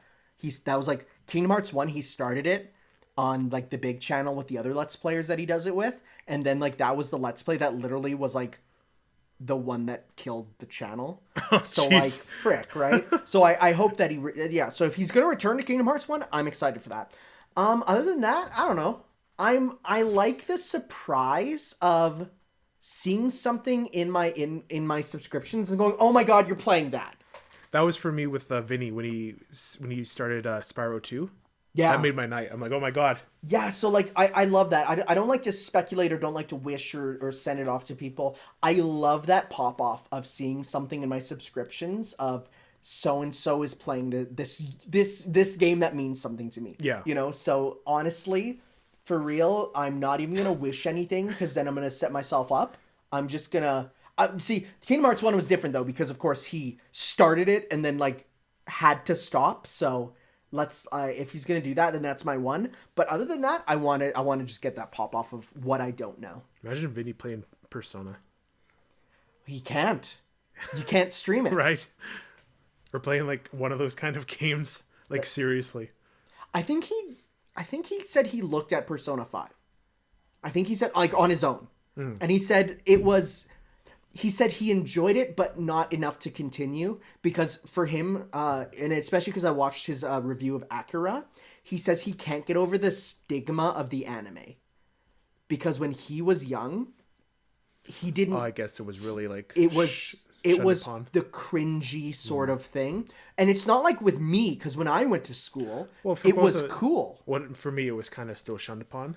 But now I'm like way more open with it. It was absolutely like the cool thing. Like I can say anime without people like running away. Yeah, right? Well, because like when I went to school, it was Dragon Ball Z, was the coolest thing. Nobody thought it was lame. When I went to school, Inuyasha was the cool thing that everyone was like, we got to talk about it. It was like Bleach, Naruto, all of them. Like, those were ones that the 90% of people thought it was the dopest thing. And I was lucky enough that we didn't have the really, really cringy kids, because instead I went to a school with a 90% Filipino population. So it was like way more normal for them. And for them, it was just like they treated it normally. The lamest thing was that they would get bootleg silk shirts with like black Vegeta on it, like Vegeta with like chains and like like those like gangster literally like gangster Vegeta with like and like you think like that was the lamest thing, but I actually thought it was really cool, because it was like so kind of actually cool, like it wrapped around. So for me, it was different. It was kind of a thing that was treated as cool, but he says like, yeah, no, like that was a new sound. That's a work email sound. Oh, that is an official, like, that is a email from work. I made different noises. There you go. So if I get a Smash Bros sound, I can ignore it because it's whatever. But if it's a work email, it's like, okay, I need to look at that after. But yeah, so he was saying like he watched Akira, Vinny, and he said like he could enjoy it because it wasn't the anime that he always sort of associated with. Okay, that's so fair. Yeah, Understandable. All right, here's one for both of us. Now that people are complaining they bought a NVIDIA 2000 GPU when the 3000 was announced and is cheaper, that's a big deal. If they just announced a new one, it'd be like whatever. But the fact that it's cheaper, oof. What was something you bought only for a sale on that item to pop up shortly after? I feel like this is a obscure question. I don't really. I've definitely bought a couple games where this happens specifically. Has it happened to like with a console for you? No, nothing that big. It's never been anything big. It's been something that where I'm like out like it's at most like $30, and it's like whatever. Now, the one thing I do have a problem with, and this has happened a couple times, where I'll buy a game that I look at and go, well, that game will never come to North America. I'm going to buy the Japanese version. And then it does. And I'm like, well, crap. I mean, I just went and sold my Japanese copy of JoJo Eyes of Heaven because it's like, all right, I looked at it, I played it, I don't like it enough to own 2 copies, especially a Japanese and English one. So I went and sold it. There isn't a physical version of the English though. There isn't, and that in Europe there is, so you can import it. But it's expensive. Not that much. It's like $150 though. I don't think it is. When I looked at it, it was. What? Go to eBay. JoJo Eyes of Heaven. Heaben. Typing is hard. Oh god, I spelled it wrong. $55. Okay, that's fair. Right? Yeah, like that's with free shipping. But free shipping from the United Kingdom? That's pretty good. Still too much for me to buy a physical version of a game. Shitty game. Yeah. It's not very good. Like, the fan service is good though. Look at that. It's weird. That's a Japanese version of All-Star Battle. And it comes with a... right. So I remember this. This is a cool thing. In the Japanese version of Eyes of Heaven, the DLC code, you peel open his face to get the code. I remember that. That's really cool. See, it's... Yeah, no, I agree. Where it's like, why is All-Star Battle so good and Eyes of Heaven so bad? I agree. It's the worst. No, just like I want this. I wish I was a fan of JoJo when this stuff was coming out. Yeah, that's fair. To be fair, that's why I want another fighting game to be enveloped in that hype. Well, All-Star Battle, I played it like it was a Fuad. He brought it over to a friend's house, and he's like, "Yo, check out this game." And I never heard of JoJo, and I played it. I'm like, "This is kind of jank, but kind of really cool." And so, like, I played it, and I'm like, "I'm gonna check out this JoJo thing." And then that's what got me into it. It was All-Star Battle, right? Yeah. Okay. So I can't think of any exact examples of stuff I bought on sale only to go on, I don't monitor my purchases that much. No. I do keep everything in mind, but I don't See, I pretty much just, if there's something I want, I go to Amazon, and if it's there, I'm like, buy. If it's not too much. When out with like Steam games, I'm like, okay, this game is this, but like I know it's gonna go on sale. Yeah. So if something's gonna, if I think something might be on sale, that's I'll what wait, happened but... with Planet Coaster. I'm like, I know this is gonna go on sale eventually, and then it went on sale that weekend. Yeah. For like 75% off. So it's there like, you go. Yeah. It depends. It really does. I don't know. So I don't have much for that one. Me neither. Okay. Well, thank you for those questions there. Thank you. And that's it. That's it. That's all we got. Anything that we're looking forward to this week? Oh, I don't know. Not much. Not much? No. You're going to start with 64? Yeah. You going to 100% 64? Yeah, I think so. You going to try the backwards long jump? I'm gonna try. Wahoo, wahoo. Then they took it out, didn't they? If you play the Shindo version, then it will be. Do you know what that is? Wait, no, it's not taken out of the English one? Well, it depends, because we don't know, because if there's like 5 versions of 64, if they have the original, because if they have the original English one, they might have an updated English one. They might have the Japanese and then the updated Japanese. Maybe. Because the Shindo was the disc drive version. Oh, okay. So it runs differently. Like, it's literally like the updated re-release. So that one did get rid of it, but... And they took out So Long, Gay Bowser. They did, yeah, because... Bye-bye. I like bye-bye, though. Yeah, bye-bye. Bye-bye. Bye-bye. It's like you throwing him off a cliff. Bye-bye. It's good, right? It's good. It's a good equivalent exchange there. And you don't have to worry about the fact that it, sounds like So Long Gay Bowser. It's supposed to be So Long King Bowser. I thought it was So Long. So Long. No, I've heard it's So Long King Bowser was what it was originally. So Long King Bowser. I know it doesn't sound like it. I guess. So. But yeah. Oh, Galaxy on Switch. I can't believe it. Can't believe it's real. Can I say something? I'm going to say something very... Don't say Galaxy's bad. No, I'm not saying that. I'm not saying that. I'm not hearing it. No, what I'm going to say is, can I be real when I say I do think that the upscaled version of Sunshine does look better than the upscaled version of Galaxy graphically. I can agree with that, but that doesn't deter my opinion. No, absolutely not. I'm just saying it. That's just because when I look at the side by side, when I look at the Sunshine, pull it up on the website. Okay, we're in like the post show right now. Mario, so. 3D All Stars 3D. Wahoo! That's not the one I want. Oh, that is. Yes, it is that one. Is that one? And just go to the official website because it's. Oh, yeah, there we go. Okay. Well, we have a side by side here. Okay. The Sunshine looks good. I think it's just something about the design of the Mario. I feel like it looks rounder in Sunshine, right? It feels like Mario here's more angular. I don't know. It's just something about it. I think it also might be the color. I love the color in Sunshine. Mm-hmm. Hey, also, people who think that Mario 64 DS looks better because the colors aren't as vibrant, they're wrong. I love these colors. Oh, I love them too. Right? There's people who are like, oh, it's better. Because it's less muddier? Yeah, it's muddy. The DS version is muddy and middle down. I love these colors. The colors of 64 are iconic.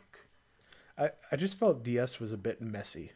I didn't like it. I feel like they kind of just threw stuff to be like, oh, here. Because I honestly, I think the bloating is a problem where it's like, oh, you want to get this star? Now you have to get it with this character. I don't like that. If you don't have that character, then you either have to find the hat, or if the hat's not in the level, you have to go and get that character from the castle. Unnecessary padding. Yeah, I'm not a fan. I think the mini games were neat, but nothing, spectacular. I like how they on the website they'd be like the first for this Mario game, and for Sunshine it's like first appearance of Peach with a ponytail. It's true. That's like a big one. It's the big thing. Man, Mario 64. It's a greatly designed website too. Oh yeah, for sure. Improved pic. So yeah, that's the thing. A lot of people look at this and say, well, that's what it looked like on the N64. Absolutely not. Those buttons have never been that clean. I just noticed that. Like, they're so clean. In fact, I wouldn't be surprised if the model that they put in, like the textures, was the one from Odyssey. They used the Odyssey model textures, right? Because everything looks so much cleaner Yeah. than it's ever looked. Like, it's really nice, you know? This is actually a lie. It's not the first game to include Mario's voice. That was Mario Game Mix or whatever on the PC. That was Charles Martinet's first time being Mario. Huh. He's like, "Oh, time to go fish. Do you have any Interesting. sixes? No? Ho The ho." first widely known game. Yeah, that's true. Yeah, because that was not a very good one. I love the fact that they're giving us the renders and stuff Yeah. in HD. Like, I love those. Let's go Sunshine now. Yeah. I should put up those pictures of Age of Calamity, like the gameplay shots. Sure. We'll look this. at those too. Let's see here.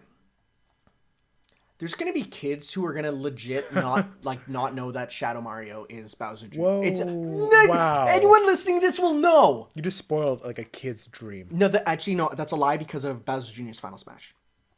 What if they haven't played Smash? Then they're not They're alive. lost. They're dead. So yeah, we got the different nozzles. The firsts. Yeah, first appearance of Peach with the ponytail. First time Mario could ride Yoshi in 3D platforming. That's true. I love like super niche they get to make. Oh yeah. I legit had a Mario Sunshine wallpaper on my computer for years as a kid. And it was like on a crappy computer that like could barely run anything. And like it having a Mario like wallpaper is big. This weird thing that Bowser render is not Galaxy. That's not a Galaxy Bowser render. You're That's absolutely like right. just a classic Bowser render. I think that is just a official render that they used for a bunch of stuff. Yeah, That's interesting. Maybe Bowser didn't have a render for Galaxy. It's possible. could be. Put something there. A lot of power-ups. So in the trailer, when Boo Mario appeared, I'm like, hold up, wait, is that Galaxy 2? Because I completely forgot Boo Mario was in... Me too, honestly. I forgot Boo Mario was in 1 because he's like used like this level here, I swore was from Galaxy 2. You know? It's easy to forget. Also, yeah, thank you for saying that the Red Star is only available in the hub world because it literally... It's the most wasted potential. Let's see. First appearance of Rosalina. First appearance of Captain Toad. That is true. Yep. It's wild to think how far Captain Toad has gone. Got a wallpaper. That's a classic render. I love that one. It's a good render. All in all, like it's going good. I was listening to music. It's the cool. music player is going to be interesting because it looks like there might be some notes on the songs, which I that's like, right? interesting. So like I really want to listen to or read some of the thoughts going into making the songs, right? Because I think that'd be really I love interesting. how the music player is like detailed too. Like you switch between the games and like the renders change. Let's see. Yes, you're right. Oh man, the Secret Course song, so good, so good. What a good game. What a good set of games. I'm excited. All right, let's go to. I wonder if they have a website here. It's not an official. Let's see. You just have the title, the splash page for it. Let's see. They got a splash page. Well, a couple screens here. Let's take a look. So we got. Not any gameplay though. Yeah. Well, let's just take a look. So That's we only got the Japanese one. Try to see if there's a Japanese. Okay, so we're just taking a look. Oh, another thing. It's not open world. We didn't say that. I don't know why Beat would say that. What I think a lot of people thought it was, and then they saw the maps, and we're like, okay, yeah, no, it's not. God, the castle's gonna be cool to play around in. Yeah. It's definitely gonna be a level. So we want the Japanese site, so let's go to the top, change our region to glorious Nippon, and now we go to, hey, thank God it's right there, so I don't have to browse. Okay, so let's see here. There's that. I haven't seen this. Me neither. So there's Link has his jump and slow down, so that's good. I think that's his weak point strike. Oh yeah, okay. I think that's going to be his weak point strike there. So because they showed when you hit the Guardian with a weak point strike, he does the fly over, and then you can attack his weak point, right? I love that one. Yeah, the shot of the Hyrule field there with the soldiers. All those I enemies. love that armor on him. Yeah. That's so good. Link and Zelda. Let's see, is there any actual of the gameplay screen? Oh, these are all new. I haven't seen some of these. I've seen the Zelda one. I haven't seen So we got Daruk There's with the Cyclops. the Cyclops dude. Yeah, that's good. So it looks like he makes some It's probably like a mini boss or something. pillars. I think it's less mini bosses and more just there's gonna be boss-like enemies, and then there's going to be just the powerful leader enemies, Oh, right? yeah, okay, So, did I get it? No! It's our guest. He's our guest this week. Oh, let him be. All right. I like that we have Gerudos as soldiers. Well, I guess there's going to be like a side thing where Oh yeah, there's gonna, Yiga. the Yiga's going to try to take over as the war's happening. Yep. So the Yiga There's just like I can't.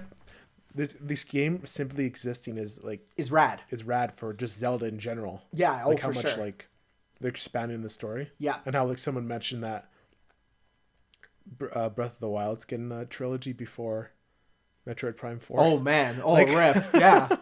So yeah, in this actually a shot from the trailer, but when he throws the bomb there, that blows up that base. Like it explodes and shatters. So that looks like like a health bar or something. The destructible environments from Pirate Warriors 4 are in. So yeah, Zelda uses stasis and throw in the bombs. I like how it's look at that village. Yeah, this is the village we were talking about. That's okay. Like this is a new village that gets destroyed in the war, obviously. Link with a big slash attack. Oof. It's a mighty big one. Okay, that wasn't the gameplay. Okay, let's just type in... You know what? Let's just go to reddit.com/Hyrule Warriors. One of my ones that I've been subscribed to for ages and has never had posts for a while till recently. Let's see here. I should have them. Come on. Where are you at? It would be nice if one of the Hyrule Warriors exclusive characters comes in. Okay, so here's one of them. One of the screenshots of gameplay. So, as we can see, the field being broken up into the sections is there. You got big red spots for where the enemy commanders are. 3 playable characters at once. So that shows up in another screen. You can switch between them. Super meter. No magic meter. Interesting. So we'll have to see if that's just a beta thing or if that means no magic in the game, which honestly, I think that's fine because I didn't love the magic meter sort of stuff. I feel like I liked it. It was another my biggest superpowered thing. But my biggest problem I had with it is you had to get it through pickups. At least in the original. In Legends and Definitive, you can get it through joining up with bosses. And you get a chunk of it, but it was so rare. Like if you broke every pot and piece of grass in the level, you could not get it up anymore. So I kind of would prefer it to be some system that, like in Pirate Warriors, you get it through just naturally doing combos, right? Okay. So I'd like it to be like. Well, that's it. What it's like for the regular super meter and the first Hyrule Warriors. Right, but it would be a secondary meter that could also go up. Or like there was in one of them you had to use by using your super meter, you get your magic meter, right? So like by using supers, you get specials or whatever, right? So that's an idea. There's one more which I can't see here, and it's not here. That's not a big deal. Yeah, it's fine. Basically, the big thing is just that, you have 3 characters. You have, here we go. Zelda using the Cryonis to, like, put up pillars. Zelda then using... there's some people thinking that she can't attack if there's no boxes nearby. That's not going to happen. She will obviously spawn them. Switching between characters. You got hearts for HP again. So, yeah, just the... In fact, it's... That's Zora's domain. This is Zora's domain. But the interesting thing is that Warriors games will reuse level layouts. This level layout is extremely similar to the Sabaody Archipelago from Pirate Warriors 4. Where it's like you have kind of like big chunks of land connected by very thin bridges. And so you run across the bridge while doing combat and like the bridges are separate areas. So very similar there. But yeah, like the big thing is there's no, like your bases are still going to be, you run through the whole area to do it. It's interesting. It's going to be different. We are getting summoned for supper, so we are going to sign off now. We've just been talking about these games we're excited for. So. Yeah. All right, guys. All right. Next time, we'll be back with the PlayStation. Mario 3D All-Stars. Mario 3D All-Stars. Zelda. And whatever else, because just a big follow-up episode. Yep. Especially with the foreign exchange. We'll see you then for that, guys. Ciao. Ciao. Bye.